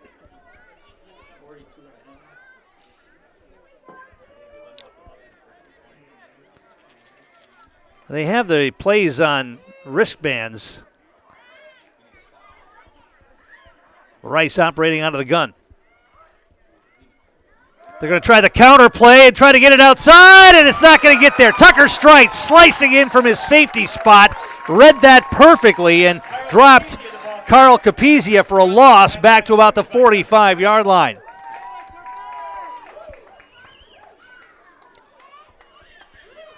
And it's going to be third down and about 7. Third down and 7, a loss of 2 on that.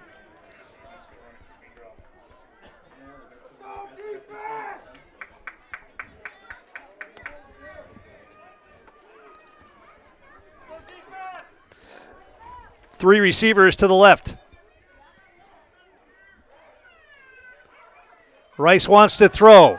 He's being flushed out of the pocket, being chased. He gets rid of it. It's going to be incomplete. Once again, pressure being put on Rice. Chasing him, Will Hackle. Also chasing him there was Dakota Ellenbecker. And the pass incomplete. It's going to bring up a 4th down and 7. Wonder if they go for it here in Edgar territory, down 2 scores with 5:12 to play in the third quarter. Looks like they will.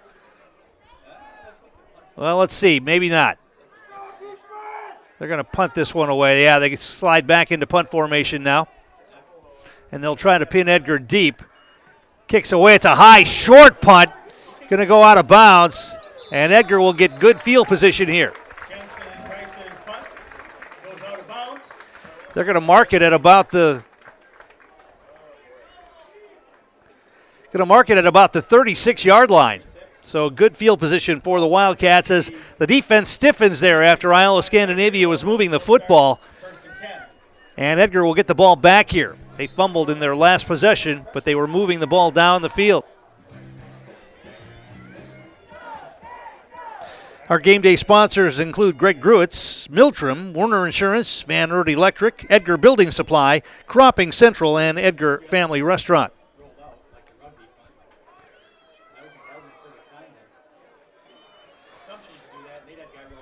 Wide receiver to the right, wing to the right as well, offset backfield. Iola-Scandinavia showing blitz here. And here they come. Inside handoff, that's going nowhere. Maverick Butt on the carry and might have lost a yard on that. They're going to mark it at about the 35-yard line, call it a loss of 1. Second down and 11 for the Wildcats. Edgar with 2 second-quarter touchdowns, one on a 50-yard punt return by Maverick Butt, the other an 8-yard touchdown pass from Tucker Strite to Leighton Schuett. The 2-point conversion attempt failed on both of those, and that's where we stand, 12-0.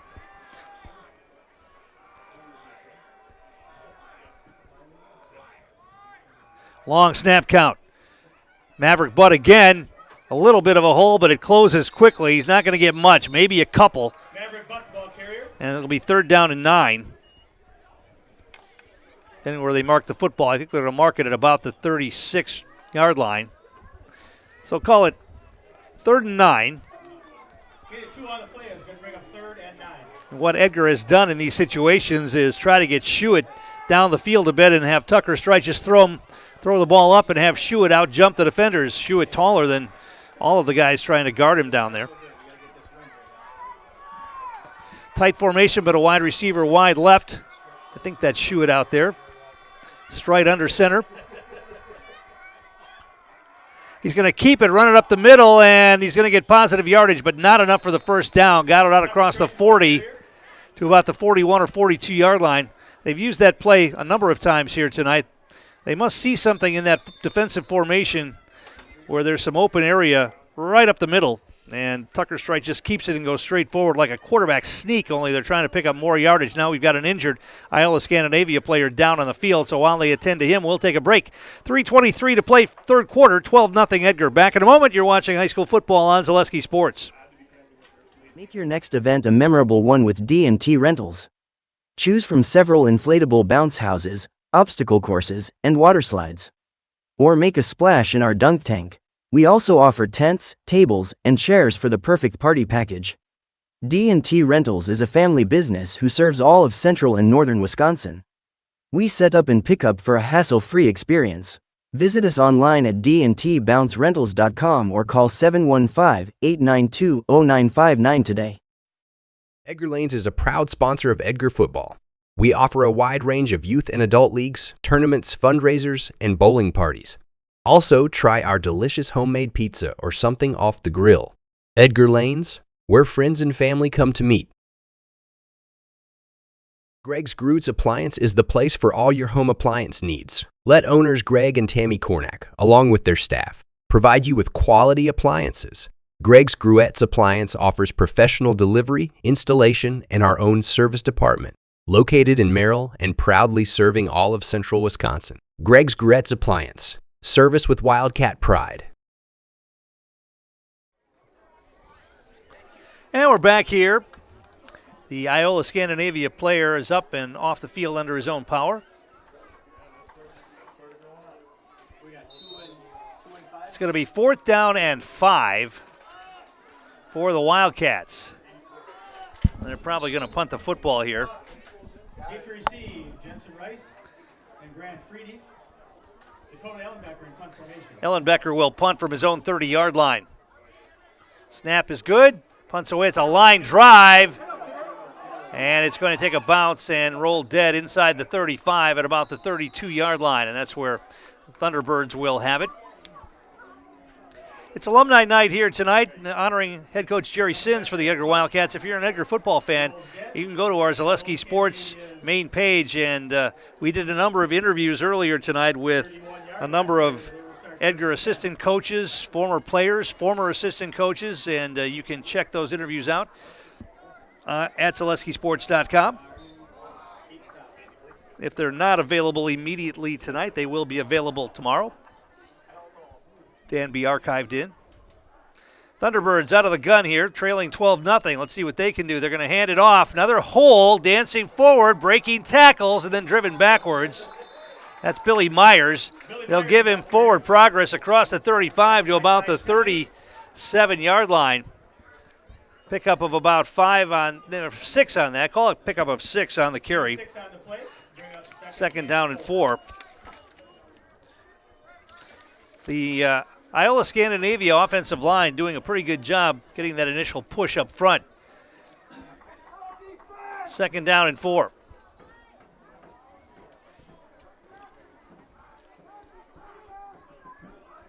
Rice is going to keep it himself after the fake handoff, and he's dropped for after a short gain. Jensen Rice, the ball carrier, brought down by Dakota Ellenbecker. Ellenbecker on the stop. Short of the first down. It's going to be 3rd down and a long 2 here. Ball marked at about the 39-yard line. Bring up 3rd and 3.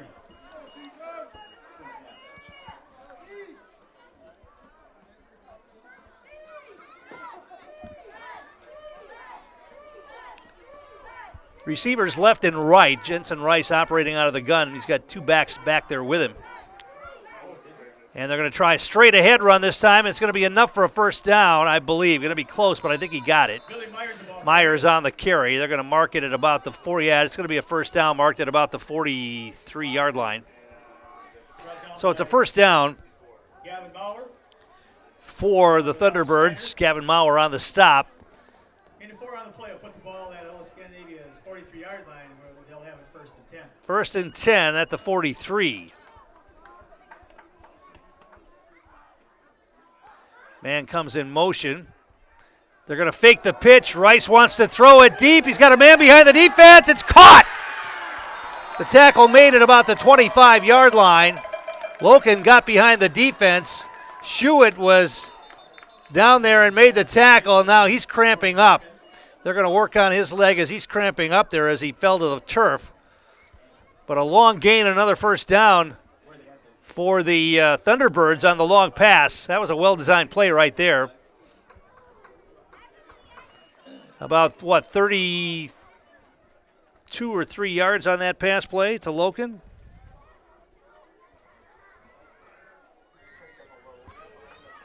And it's a 1st down for the Thunderbirds at the 25-yard line of Edgar. Schuett is going to get up and He's going to have to come off the field, I believe.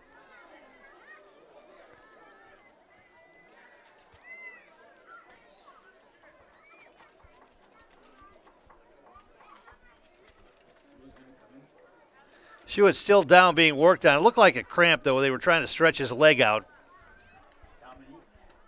We didn't see a lot of cramping when the weather was hot. It's cool tonight, and we're seeing some of that happening out there. Kind of weird.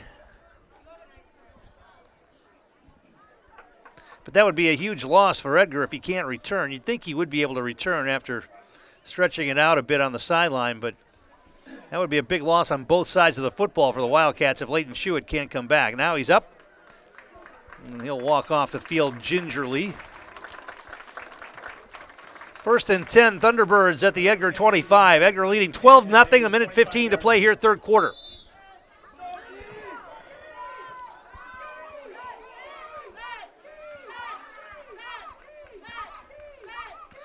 Rice out of the gun. Man comes in motion. That's Loken. They're going to try the inside handoff again. Not much there. Slicing in to make the stop. Brought down by Fletcher Weiland. Gain of 1 on the play. That was Fletcher Weiland coming in to make the stop. Gain of only 1 on the play for Myers that time, and it's 2nd down and 9. They might get one more play in here before the end of the third quarter. Two receivers wide right, one to the left. Out of the gun again. Rice hands it off. They try the right side, and not much there again. On the carry was Carl Copiza. Moved the pile down near the 20-yard line. Let's see where they mark it. They're going to mark him short of the 20 at about the 21. It'll be 3rd down and about 6. And that's going to be the final play of the third quarter. 3 quarters in the books. Edgar leads at 12-0. Back in a moment. You're watching high school football on Zaleski Sports. Greg's Groots Appliance is the place for all your home appliance needs. Let owners Greg and Tammy Kornak, along with their staff, provide you with quality appliances. Greg's Gruettes Appliance offers professional delivery, installation, and our own service department. Located in Merrill and proudly serving all of central Wisconsin. Greg's Gruettes Appliance. Service with Wildcat pride.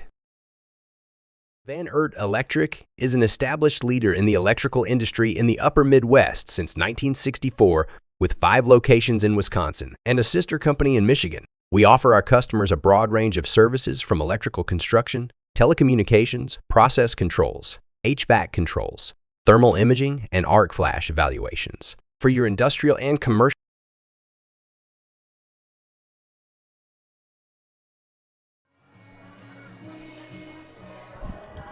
Tom King back here at Edgar High School as we go to the fourth quarter. Edgar leading 12-0. Iola-Scandinavia with the football facing a 3rd down and 6. On the Edgar 21-yard line.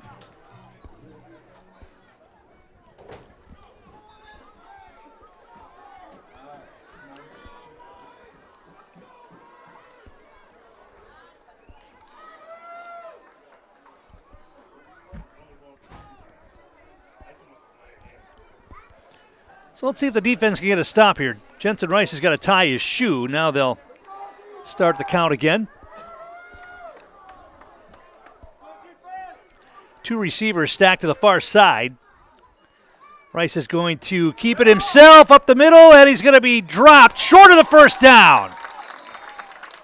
The initial hit slowed him down. Ty Schnelly slowed him down, and then one of his teammates came in to help clean it up. That was Stocky, I believe. So it's 4th down and 3. You got to believe that they're going to go for it here. So the defense is going to have to come up with another big play here.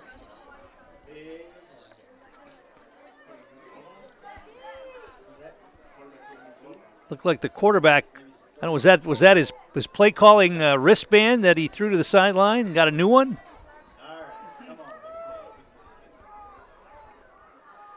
So Jensen Rice out of the gun once again.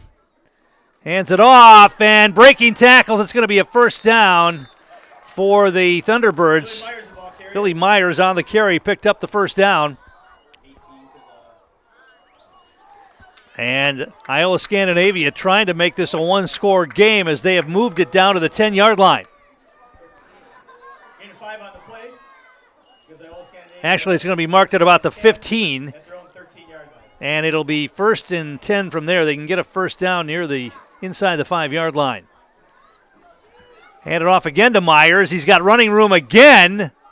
And he's not going to be tackled. He gets it down near the 5-yard line. Billy Myers, the ball carrier.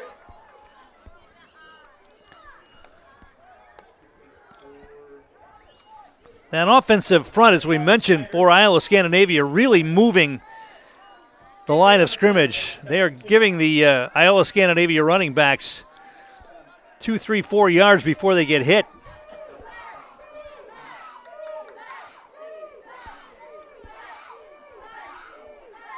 Myers goes out in motion, and this time Rice is going to keep it, and he's going to be tackled short of the goal line, but it might be a first down.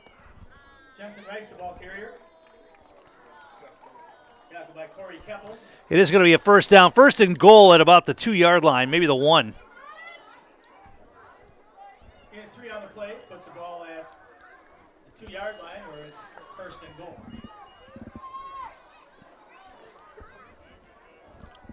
It's a very solid drive for Iola-Scandinavia. They picked up a big 3rd down and long on this drive to keep it alive, and now they've just methodically marched it down the field.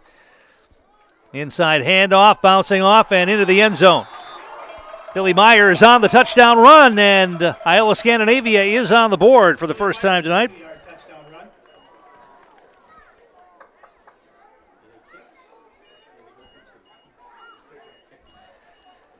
So it's 12-6. Edgar with the lead. And they will line up to kick the extra point here.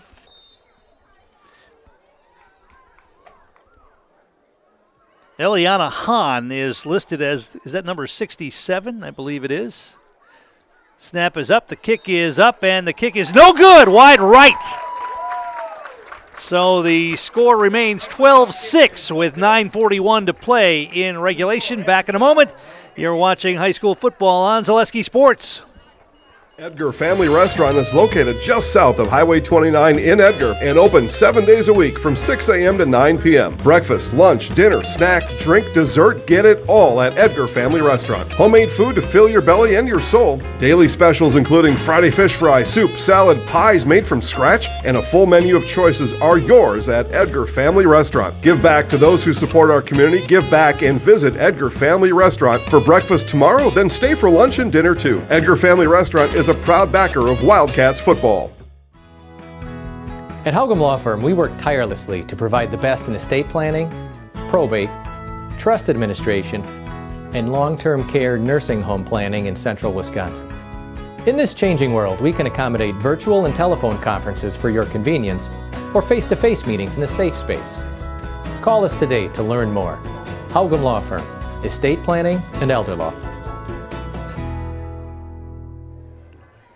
And we're back here at Edgar, and now what the Wildcats need is a long, sustained drive like Iola-Scandinavia just put up with 9:41 to play in the game, and Edgar is still leading by 6, 12-6. They'll get the football back here. Of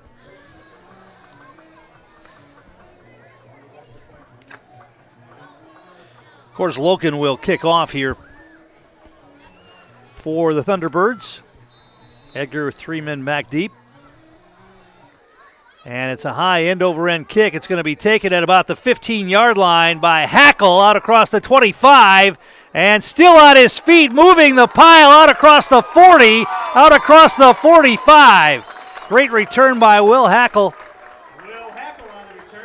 And that will give Edgar the football 1st and 10 on their own 46-yard line. What you got to do now, though, is protect the football.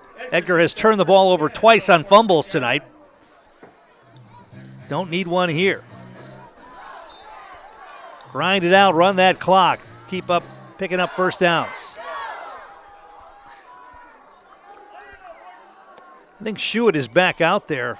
Or at least he would look. No, he's still on the sideline, but He has his helmet. Inside handoff, not much there. I think that's Butt. Maverick Butt, the ball carrier. And he only got a couple. Maybe out to the 48-yard line. Call it a pickup of 2 on the carry for Butt. 2nd down and 8. Gain of 1 on the play brings up 2nd and 9. They gave him only 1, all right. 2nd down and 9. Yeah, Schuett's still on the sideline after cramping up and having to leave the game during the last defensive series. Stride under center, wing left, split backfield behind him. Dominic Contreras is the wideout now to the left side. They're going to hand it off. This is Hackle, and he breaks tackles and gets it out near midfield. Thought he was going a little farther than that. Will Hackle, the ball carrier. Got tackled at midfield, pickup of about 4. It's going to be 3rd down and long. Tanner Camper. 3rd down and about 6 here for the Wildcats. Well, you certainly don't want a 3 and out in this situation to give the ball back to that Thunderbird offense.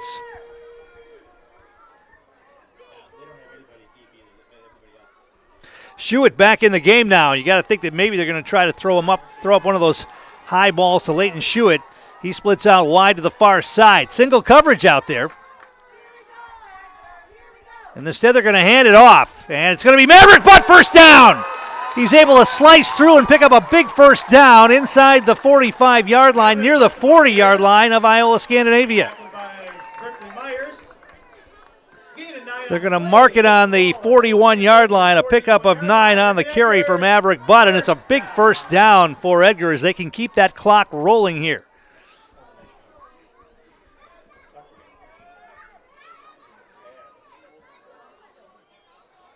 Clock should start now, and it will as they move the chains. Under 8 minutes to play here.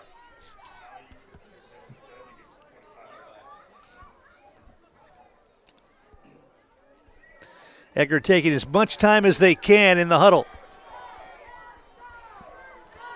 Contreras splits out wide right. Stride under center. And they're going to hand it off, and this is Butt again, and he is bent backwards at about the 36-yard line.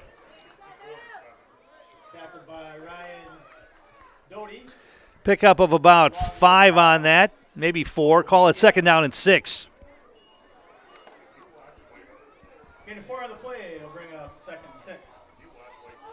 It is a chilly night out here now. This is fall weather. This is high school football weather. Finally, the 3rd of the last week of the regular season, and we're getting into that cooling effect. 2nd down and 6. Offset backfield, wing left. They try the counter play to Maurer. He cuts it inside, and he is off. Down inside the 20. 1 man to beat. He's going to be dragged down inside the 10-yard line.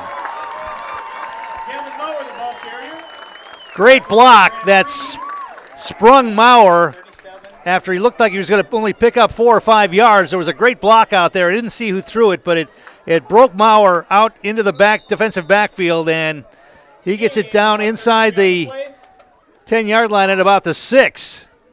That puts the ball at Iola-Scandinavia's 5-yard line where Edgar's going to have it. 1st down and goal to go. So Maurer has ripped off some big runs here tonight. Is that the 5 or 6? Looks like the 5. It's just inside the 5.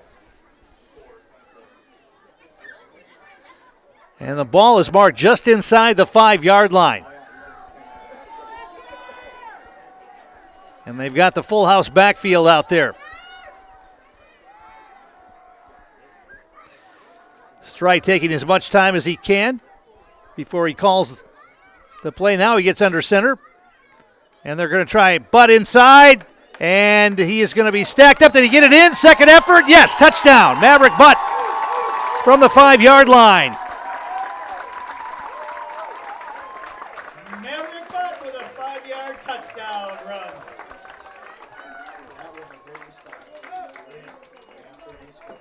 And with 6:07 to play, Edgar has increased their lead to 18-6. So they answered Iola-Scandinavia's long drive, and they did it in much shorter fashion. Got the big run from Gavin Maurer, and Butt takes it in from 5 yards out for the touchdown, making it 18-6 pending the conversion attempt.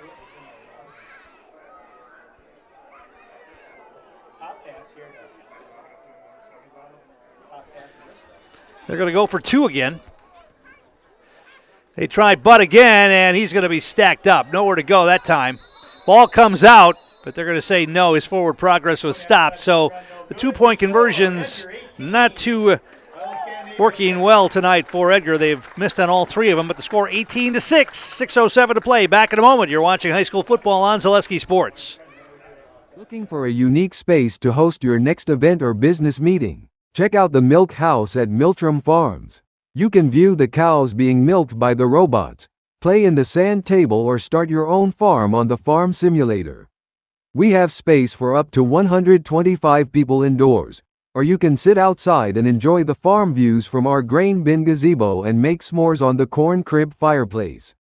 Check us out on Facebook to see our upcoming events, or go to our website at miltramfarms.com to see availability. At Bayme Insurance Agency, our staff has a genuine interest in finding insurance solutions for you. We'll make finding insurance easy for you by shopping and comparing quotes from multiple companies. As an independent agency, we are a more flexible and competitive option and will tend to your present needs, while also anticipating any changes in your future. Bayme Insurance, providing high-quality insurance in central Wisconsin since 1938. And we're back here at Edgar High School. 6:07 to play in this one. And Edgar has increased their lead to 18-6 on a 5-yard touchdown run by Maverick Butt.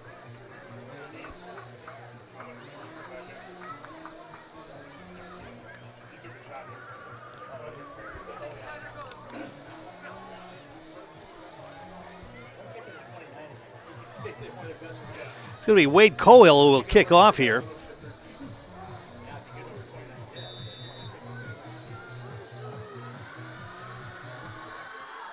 Short kick, and it's going to take a bounce and go out of bounds. So Iola-Scandinavia is going to get really good field position here. Ball went out of bounds at about the 25-yard line or so.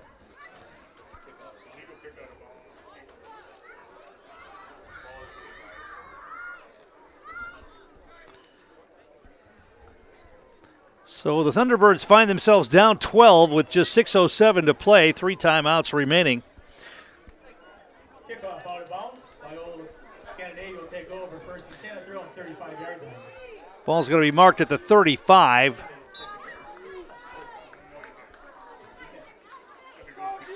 They're mostly a running team, so hard to come back quickly when you're running the football. Now they're going to try to throw. Rice rolls out. He's being chased, and he avoids Stonkey. He's running way back, and now he's going to throw it downfield. He's got a man behind the defense, and it's caught. Now it's loose. The ball came out. Oh, they're going to call it incomplete. They're going to say he was juggling the football. Ooh. Boy, I don't know about that. I'd like to see that one again. It looked like he caught the football and fumbled it, but they're going to call it an incomplete pass, saying he was juggling it as he went to the ground. Once again, Rice avoided a sack and then slung it sidearm about 35 or 40 yards downfield where they had a man behind the defense, and they call it an incomplete pass. 2nd down and 10.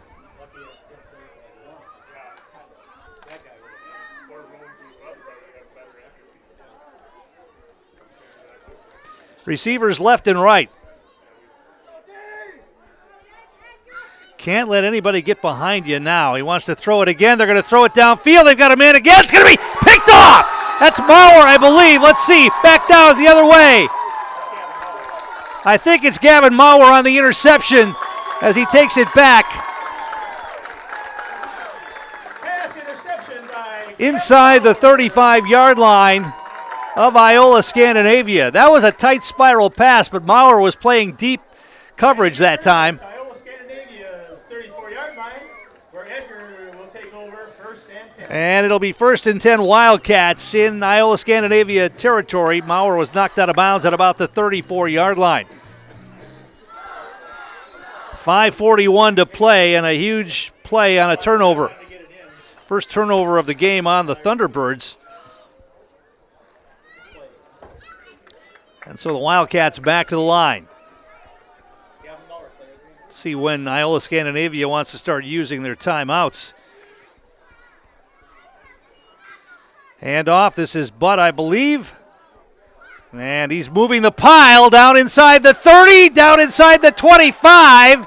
And he goes down near the first down. It looks like he might have it. Maverick Butt, the ball carrier. That was the pile moving for about an extra 4 or 5 yards. And he got enough for a first down. It'll be a first down for Edgar. 10 on the play. Puts the ball at Iola-Scandinavia's 23-yard line. And then Edgar, first down. 9 carries here in the second half for Maverick Butt.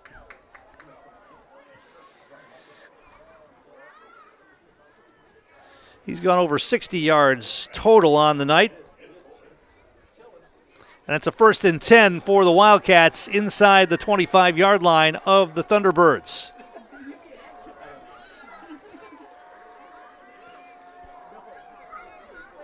Dom Contreras still out there for Leighton Schuett, who hasn't returned after cramping up earlier in this half. Here's a handoff. This is Hackle.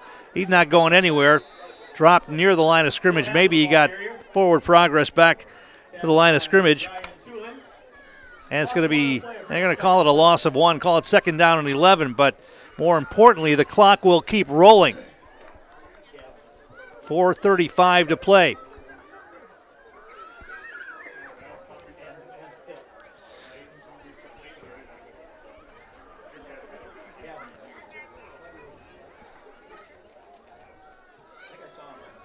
Second down and 11.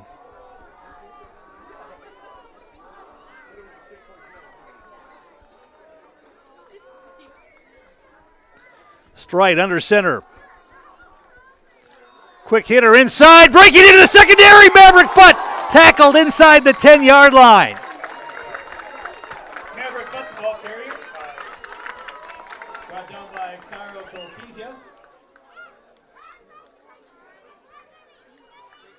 About 19 on that pickup for Maverick Butt. 1st and goal for the Wildcats on the 5-yard line.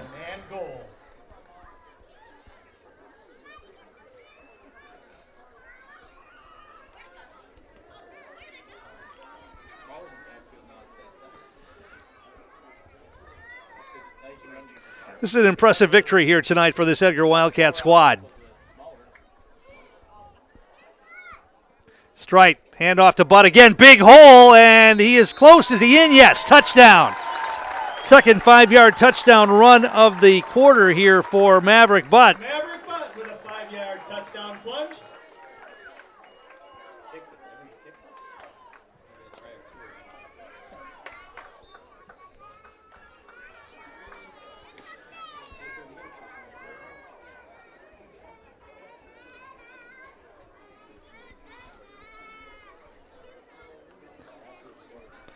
So with 3:22 to play, 24-6 is the score. It looks like they're going to try for 2 again.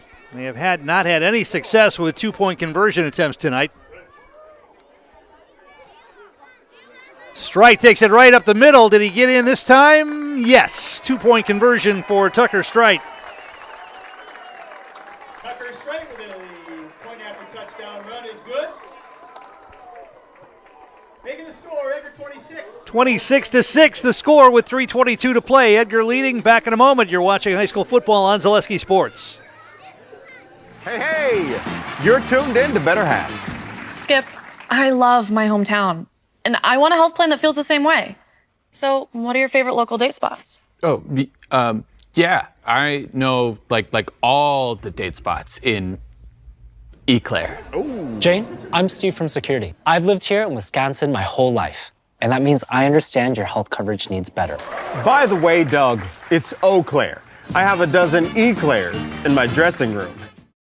Located in Edgar, Wisconsin, Edgar Building Supply operates as a lumberyard and hardware store, assisting contractors, homeowners, and businesses with their building needs varying from roofing and siding to windows and cabinets. Their knowledgeable staff can assist you with planning your project, estimating costs, and drafting blueprints. Get started on your building project today with Edgar Building Supply. And we're back here. Our game brought to you in part by Express Employment. Get help finding your next career at Express Employment Professionals with locations in Wausau, Stevens Point, and Marshfield. Learn more at expresspros.com. That's expresspros.com. So Wade Cohell will kick off again here for the Wildcats. Iola-Scandinavia will get the ball back, but just 3:22 to play, and they're down 20 now. Another short kick, this one in the middle of the field, though, taking it about the 25-yard line. Out across the 30, breaking tackles, and then knocked down at about the 37-yard line. Copizia brought it back and got knocked down hard, and he was a little bit slow to get up, but he looks like he's all right. So the Thunderbirds have the football, 1st and 10 on their own 38. Iola-Scandinavia will start 1st and 10 at their own 38-yard line.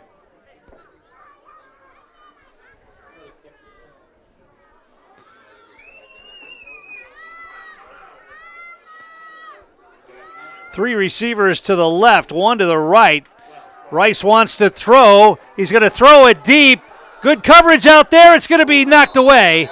Great coverage by Maverick Butt. Trying to get the ball to Ryan Thulian, and great coverage by Maverick Butt. He was with him step for step and had inside position on him, knocked the ball away. 2nd down and 10.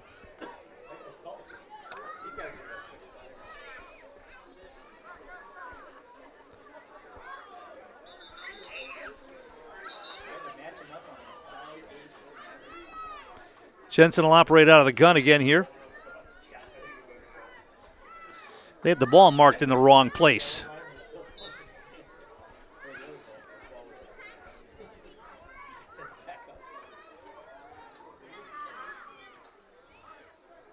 Rice, play action, pump fake. Now he rolls out. He's being chased. Can he get the edge? He will, and then he's going to be knocked out of bounds, but he didn't pick up any yardage.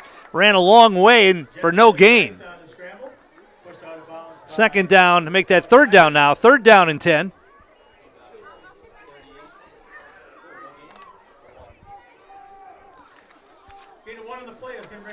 Well, they gave him a yard, so it's 3rd down and 9.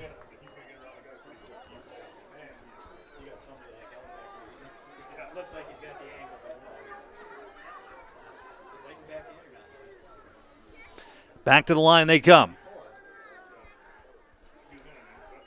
Rice wants to throw again. Straight drop. Now he's flushed out of the pocket. Gets rid of it. Incomplete. There wasn't any receiver in the area there. 4th down. He just threw that one away as he was under pressure again. And it's 4th down and 9.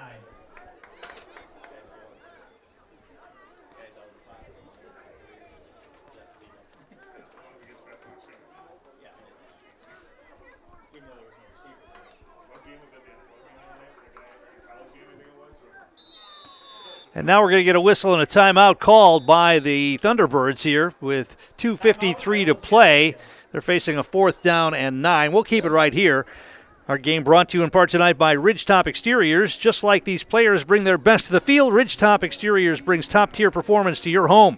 From roofing projects to siding, windows, and doors, Ridgetop Exteriors has the winning strategy to protect your home. Visit ridgetopexteriors.com and score big with trusted, local, affordable service. Also, Nicolay Bank offering personal banking at its best. They have locations in Stevens Point, Wausau, Colby, Medford, Edgar, and Merrill, or you can learn more at nicolaybank.com. We'll be back here at Edgar High School next Friday night as the Wildcats welcome in the Stevens Point Pacelli Cardinals for a conference matchup, and then the following Friday it'll be the regular season finale on the road at Abbotsford. And that game could be for a conference championship, depending on what else happens tonight and next week. But Edgar has put themselves in place for a conference championship with their 5th straight conference win here tonight. 2:53 to play, but they lead it 26-6. Iola-Scandinavia facing a 4th down and 9 at their own 39-yard line. 4 receivers in the formation. Edgar playing prevent. Now they bring a man on a blitz. Rice is being chased, and he's going to be sacked.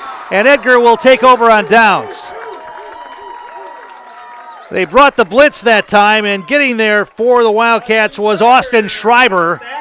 Gets the sack.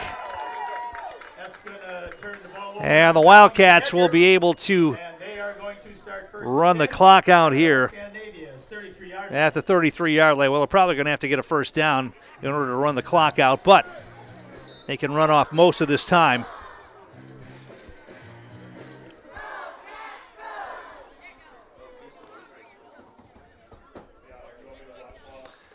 We'll head down to the field after the game for the Nasonville Dairy postgame show, catch up with Edgar head coach Jerry Sins, and also we'll get a player of the game in the house as well. Strite's going to inside handoff, and that is Butt, I believe, going nowhere. Ran into a wall and got thrown backwards. Call it 2nd down and 10. No gain on the play. I'll make it 2nd and 10. 3-touchdown night for Maverick Butt. 2 rushing touchdowns and a punt return for a score. The other touchdown was a pass from Tucker Strite to Leighton Schuett of 8 yards.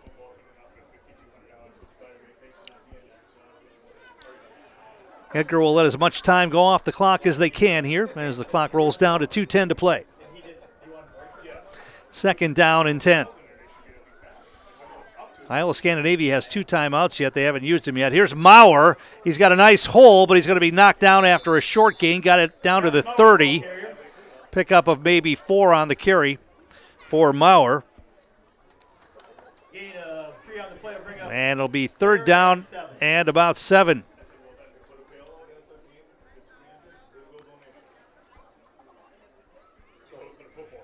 It appears that Iola-Scandinavia is content to let the clock run down. They're not going to use their timeouts. Down by 20 points here with a minute and a half remaining.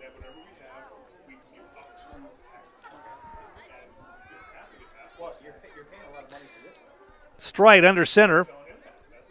Hand off again. Now a flag flies in. Getting it down to the 25. Going to be short of the first down.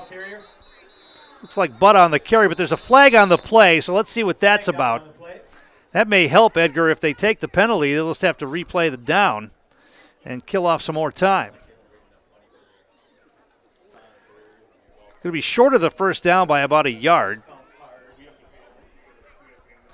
It's going to be against Edgar. Let's see what that signal was. Was it illegal motion?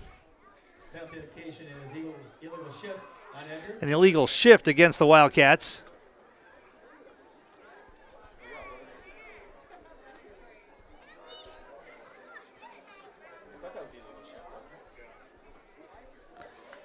So they're going to take that penalty, and then that just gives Edgar a chance to replay the down and kill off more time.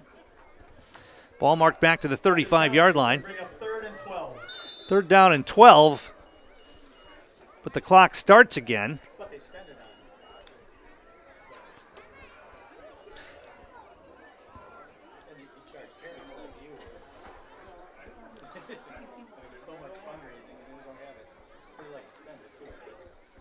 Strite taking as much time as he can here as the clock goes down under a minute to play.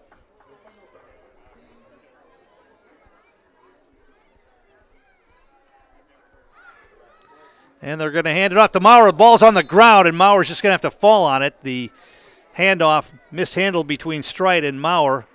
So they just fall on it. It's going to be 4th down and long. I don't think they have to run another play, do they? They're going to let the clock run out, and that's how this one's going to end. Alumni night victory here tonight for the Edgar Wildcats. An impressive win against a good Iola-Scandinavia team, and they did it. 26-6 your final score. Nasonville Dairy postgame show is coming up. Nasonville Dairy with fresh cheese curds made daily. Get your cheese curds at Nasonville Dairy in Marshfield, Curtis, or NasonvilleDairy.com. I'll be heading down to the field, catch up with Edgar head coach Jerry Sins. We'll also get a player in the house as well. That's all coming up on Zaleski Sports.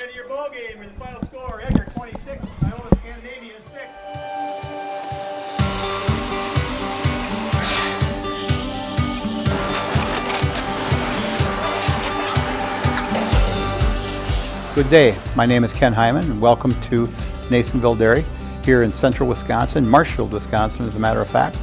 Nasonville Dairy actually goes back to 1885. We are the oldest plant in Wood County. When our father brought us here in the early 1960s, We ran 7,500 pounds of milk a day. We now run 1.8 million pounds of milk a day. We buy dairy milk from 200 dairy farmers here in central Wisconsin, produce it, and ship it all over the world. We make a lot of different cheeses. We make cheddar, Colby, Monterey, Farmer's Cheese, Peach Cheese, Quesa Blanca, Quesa de Fure, Seco, Parm, Romano, Asiago, Fontina, Feta Caseri, Cafetieri, Cafla Graviera, 20 different flavors of Monterey, as well as making Edam, Gouda, and Munster. This has allowed us to go to a lot of different countries. Our furthest accounts are now in China, Japan, Canada, Saudi Arabia.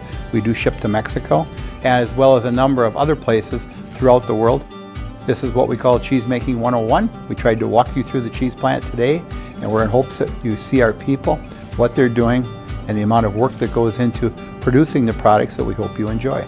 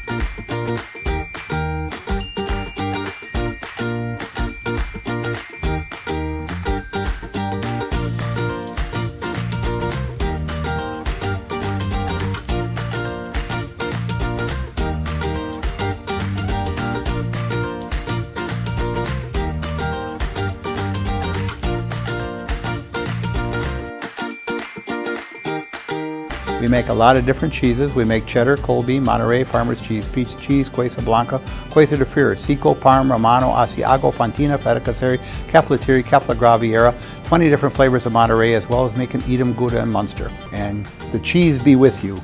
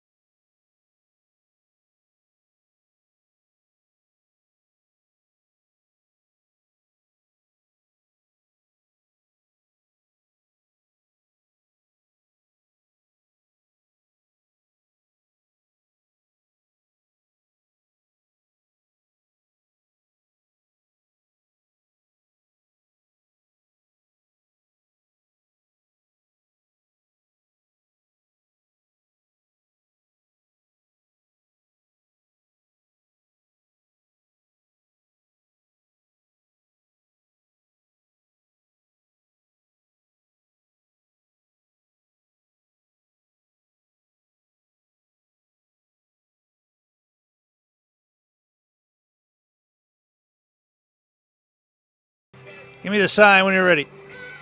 All right, we're back here on the Nasonville Dairy postgame show with Edgar head coach Jerry Sins on Jerry Sins night here on Alumni night. I know you don't like that kind of stuff, but you're going to have a good time tonight, I'm sure. Impressive win for your team tonight, especially on the defensive side of the ball. You were able to contain their speed and not give up a lot of big plays. Yeah, I thought we played well. We did a few things different. They weren't necessarily always working the best, but overall they worked out pretty well. Turning the ball over a couple of times down inside the 20 is something we got to clean up. But overall, I'm really happy. I'm happy it's alumni night. A lot of guys are back, and told Maverick he'd probably have to carry 20 to 25 times with Will. I don't know if you knew Will cut his arm bad, and so we didn't even know if he could play, but he played some. But he wasn't his normal self, of course. So. Well, you got some nice work from Gavin Maurer filling in there too. Right, Gavin Maurer did a very nice job. So proud of him for the job he did. Fourth quarter, they marched down a methodical drive and they scored to cut the deficit. And your team came right back and quickly put more points on the board. You got to love that. Yeah, I did.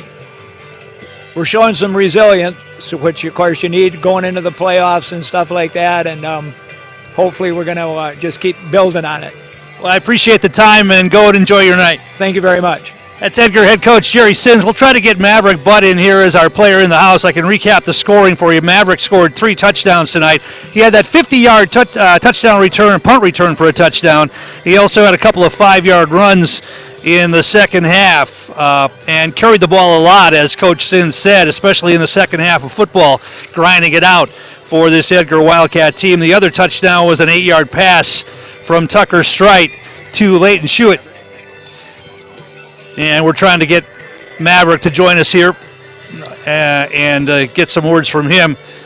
But that fourth quarter, when Iola-Scandinavia marched it down, a long drive, and they scored that touchdown, and it looked like they might be getting back into the ball game, but Edgar responded and got the ball back and marched it right down and scored even quicker.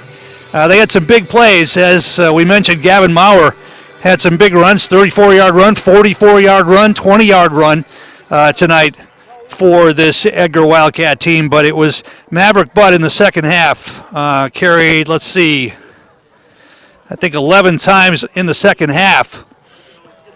And it looks like about 17 times for the ball game here tonight, as Edgar gets the win to move to 6-1 on the year and undefeated in the conference. And they've got a couple of games left. Stevens Point Pacelli next Friday night. That's a home game right here. And then they'll finish up on the road, a big game against Abbotsford for the final week of the regular season. But alumni night here, a lot of alumni are here. And as we mentioned, we did a bunch of interviews before the game with a bunch of former coaches, current coaches, and people who played and coached with Jerry Sins, talking about the longtime head coach of this Edgar Wildcat team, celebrating Jerry Sins night here tonight on Alumni Night. They're having an extended huddle tonight as we're trying to get Maverick to get over here and give us some comments. We'll wait just a little bit and see if we can do that.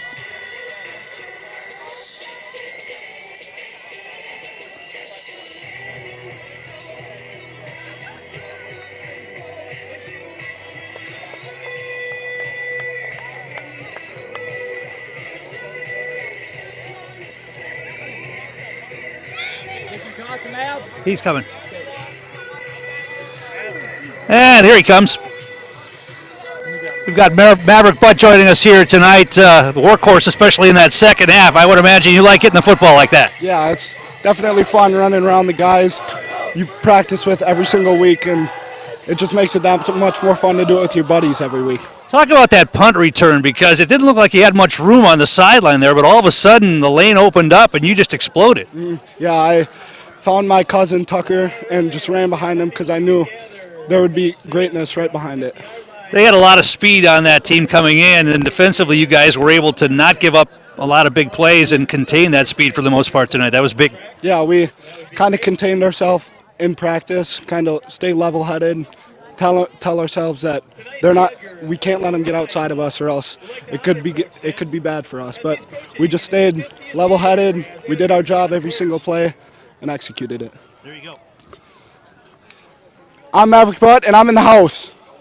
All right, that's going to wrap things up here tonight. Jerry Sins night on Alumni Night here at Edgar. The Wildcats earned the victory tonight, beating Iola-Scandinavia by a score of 26-6. This is Tom King. Thanks for watching. You've been watching high school football on Zaleski Sports.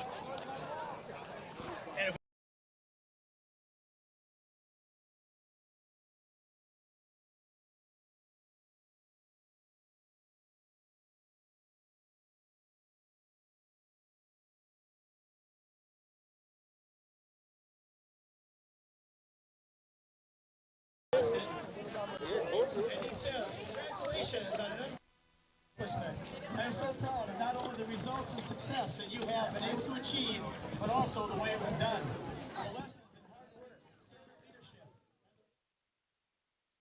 great examples for any inspiring leader.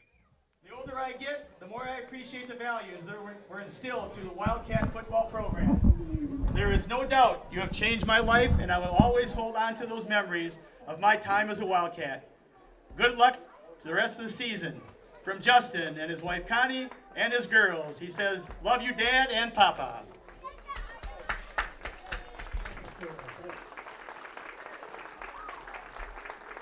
And a note from Jeremy. He says, good evening to the beautiful people of Edgar, Wisconsin. It's fitting that all of you are celebrating Dad for 50 years of service to Wildcat football on the same weekend I am celebrating 50 years of life on Earth. I even have a couple of my 1992 state football championship teammates, Bob Phillips and Sean Rasmussen, joining me in Southern California this weekend. The Sins boys are truly blessed to have been raised in a football family in a football community. A sincere thank you to all of you that have been part of this journey, and most importantly, my mom, Barb. There are a ton of lessons I have all right.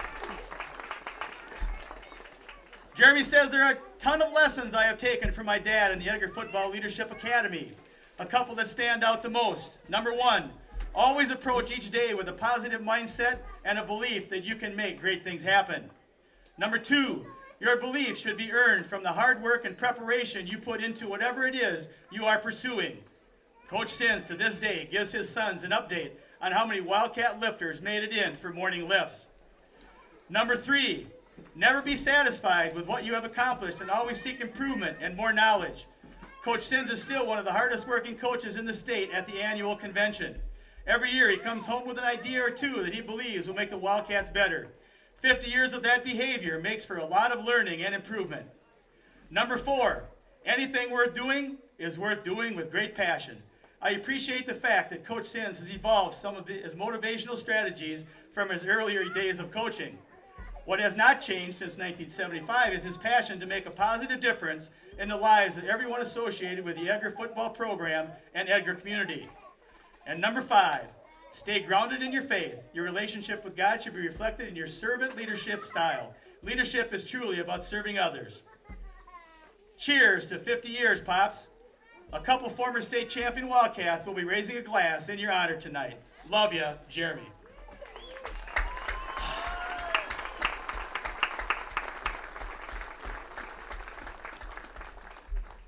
And hopefully a few of you picked up this souvenir program for tonight, but I'd like to recognize a couple of the accomplishments and some updates on that. This is now, we have taken care of the 49th winning season of his 50, and his record now, after tonight, is 477 and 93, the second most wins in Wisconsin high school football history. 28 championships, conference championships, we should be adding to that soon. We have secured a playoff spot, so now we have 38 playoff appearances. And of course, the other records, the 96 and 28 playoff record, 22 state semifinalist appearances, 14 state championship appearances, most in state history, 6 state runner-ups, 8 state championships, 39 first-team All-State players, 156 All-Region players, 84 Channel 7 All-Stars, 56 WFCA All-Star Game selections, and 278 first-team All-Conference players in the 50 years that Coach Sins has been the head coach.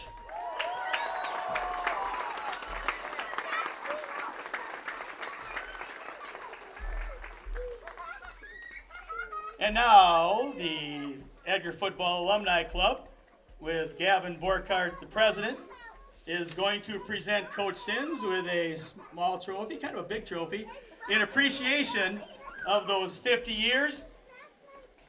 And it's got one of his favorite sayings on the bottom. It says, "Excellence is never an accident."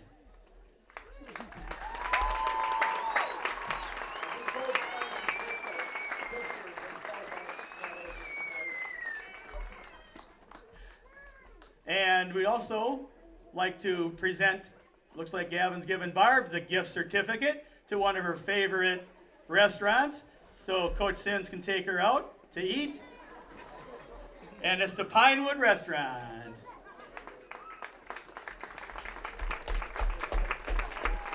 Before Jerry says a few words, I'd like to thank the Edgar Football Alumni Club for putting this together, and the committee that helped do that with Gavin Burkhardt, Corey Miller, Jim Heidman, and Bill Tess, along with myself. We spent quite a few days out at one of the local establishments preparing for this, which was very enjoyable. And also afterwards tonight, don't forget, we got a little get-together down at the Edgar Lanes for more celebration. We got some snacks and a nice cake and a lot of stories from alumni.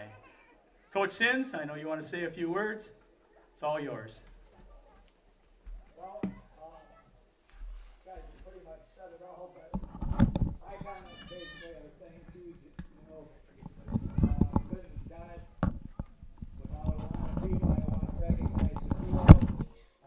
Once again, I couldn't be more grateful for 50 rewarding years, but first I want to congratulate the alumni from 64, 74, 84, 94, 2004, and 2014. And just highlight a guy or two from each class. It came to mind when I saw the classes at 64, I saw Ed Leonard's name in there. He was the first head coach that I worked under when I came to Edgar.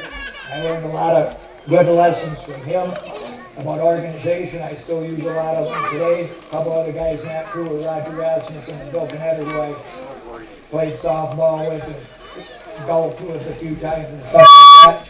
Moving on to the class at 74, the name that popped out was Steve Chowicki. He's one of the two grandpas that are being honored tonight. His son Chris is on our staff. He's our current offensive coordinator, and his grandson Anthony is a sophomore wide receiver DB for us.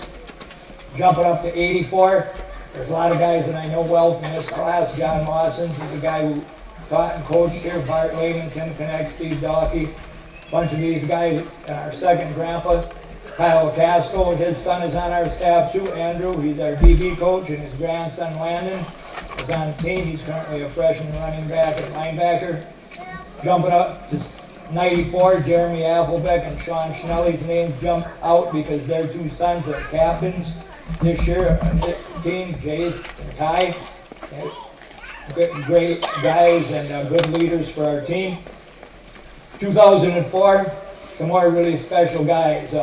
Matt Lakey, no longer with us, but a heck of a guy. Paul Bielmeyer, Shea Lehman, Mike Rosinski, Mike Miller. A lot of these guys played college football. I went and watched them. Moving up to 2014, neighbor guy, Caleb Wolf, Zach Cospahala, Cabinet Heigham, and some of these other guys.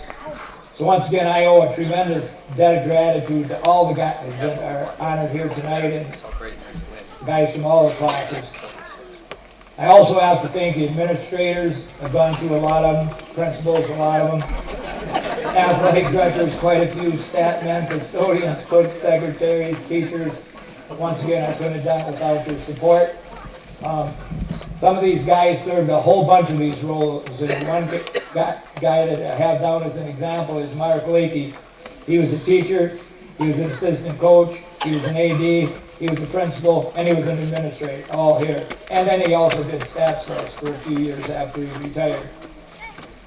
Special thanks too to all the coaches. I've kind of gone through 2 generations of coaches. Coach Bielmeyer, Coach Engelreich, Coach Steinke, Coach Nowak, all those guys coached about 25 to 35 years with me. They all knew enough to retire.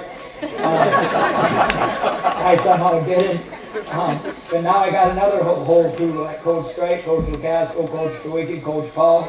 All those guys have been here 10 to 20 years. And I also want to thank Coach Dahl, Coach Petterlit, Coach Decker, Coach Andrew Shack, and Coach Rao. Last, of course, is special thanks to all the players. All the officers, players, parents, ladies, fans, Borkart, special thanks to you for all the work you did for tonight. And of course, I need to thank my family, including my brothers, some of whom are out here tonight. My wife Barb, my 4 sons, who you've heard from.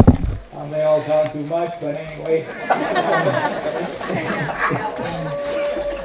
All of them played, all of them managed for a bunch of years. I have seriously considered retirement a few times. 2001, I thought about it a little bit, but Justin said, no, Dad, you can't retire. Well, then in 2010, when he finished up, I definitely thought about it because he was going to Purdue. But I knew that'd be a tough stretch, but somehow we survived through that. A lot of people say, well, what keeps you going? Well, many of my next door neighbors' sons began playing about the time Dustin graduated. These included people like the Wolves and the Brands and the Hafermans and the Shooties and the Butts and the Dalkeys and all the people that lived right around us. Their kids were coming through at that time. And of course, they'd all threaten me, no, you can't retire until my son's now. So I just kind of kept going. Special thanks like to the Hafermans and the Butts who opened their homes and their garages to the team as a place to relax after games and enjoy pizza and watch the games.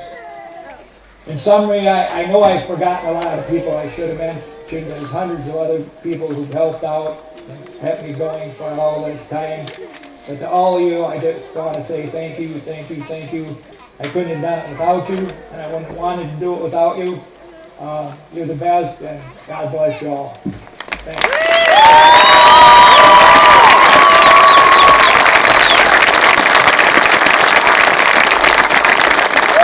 Now, go have some fun.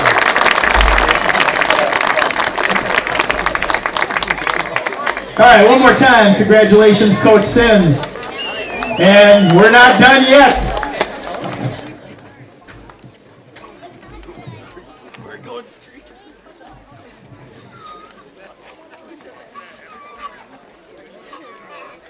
But I meant we're not done yet. We're not done with the season yet. We got a little more to go. So let's go out there and congratulate Coach Sims and get together on the field and also get together down at the lanes. And thank you, everybody, for coming out on this alumni night and a special occasion to recognize Coach Sims on the 50 years.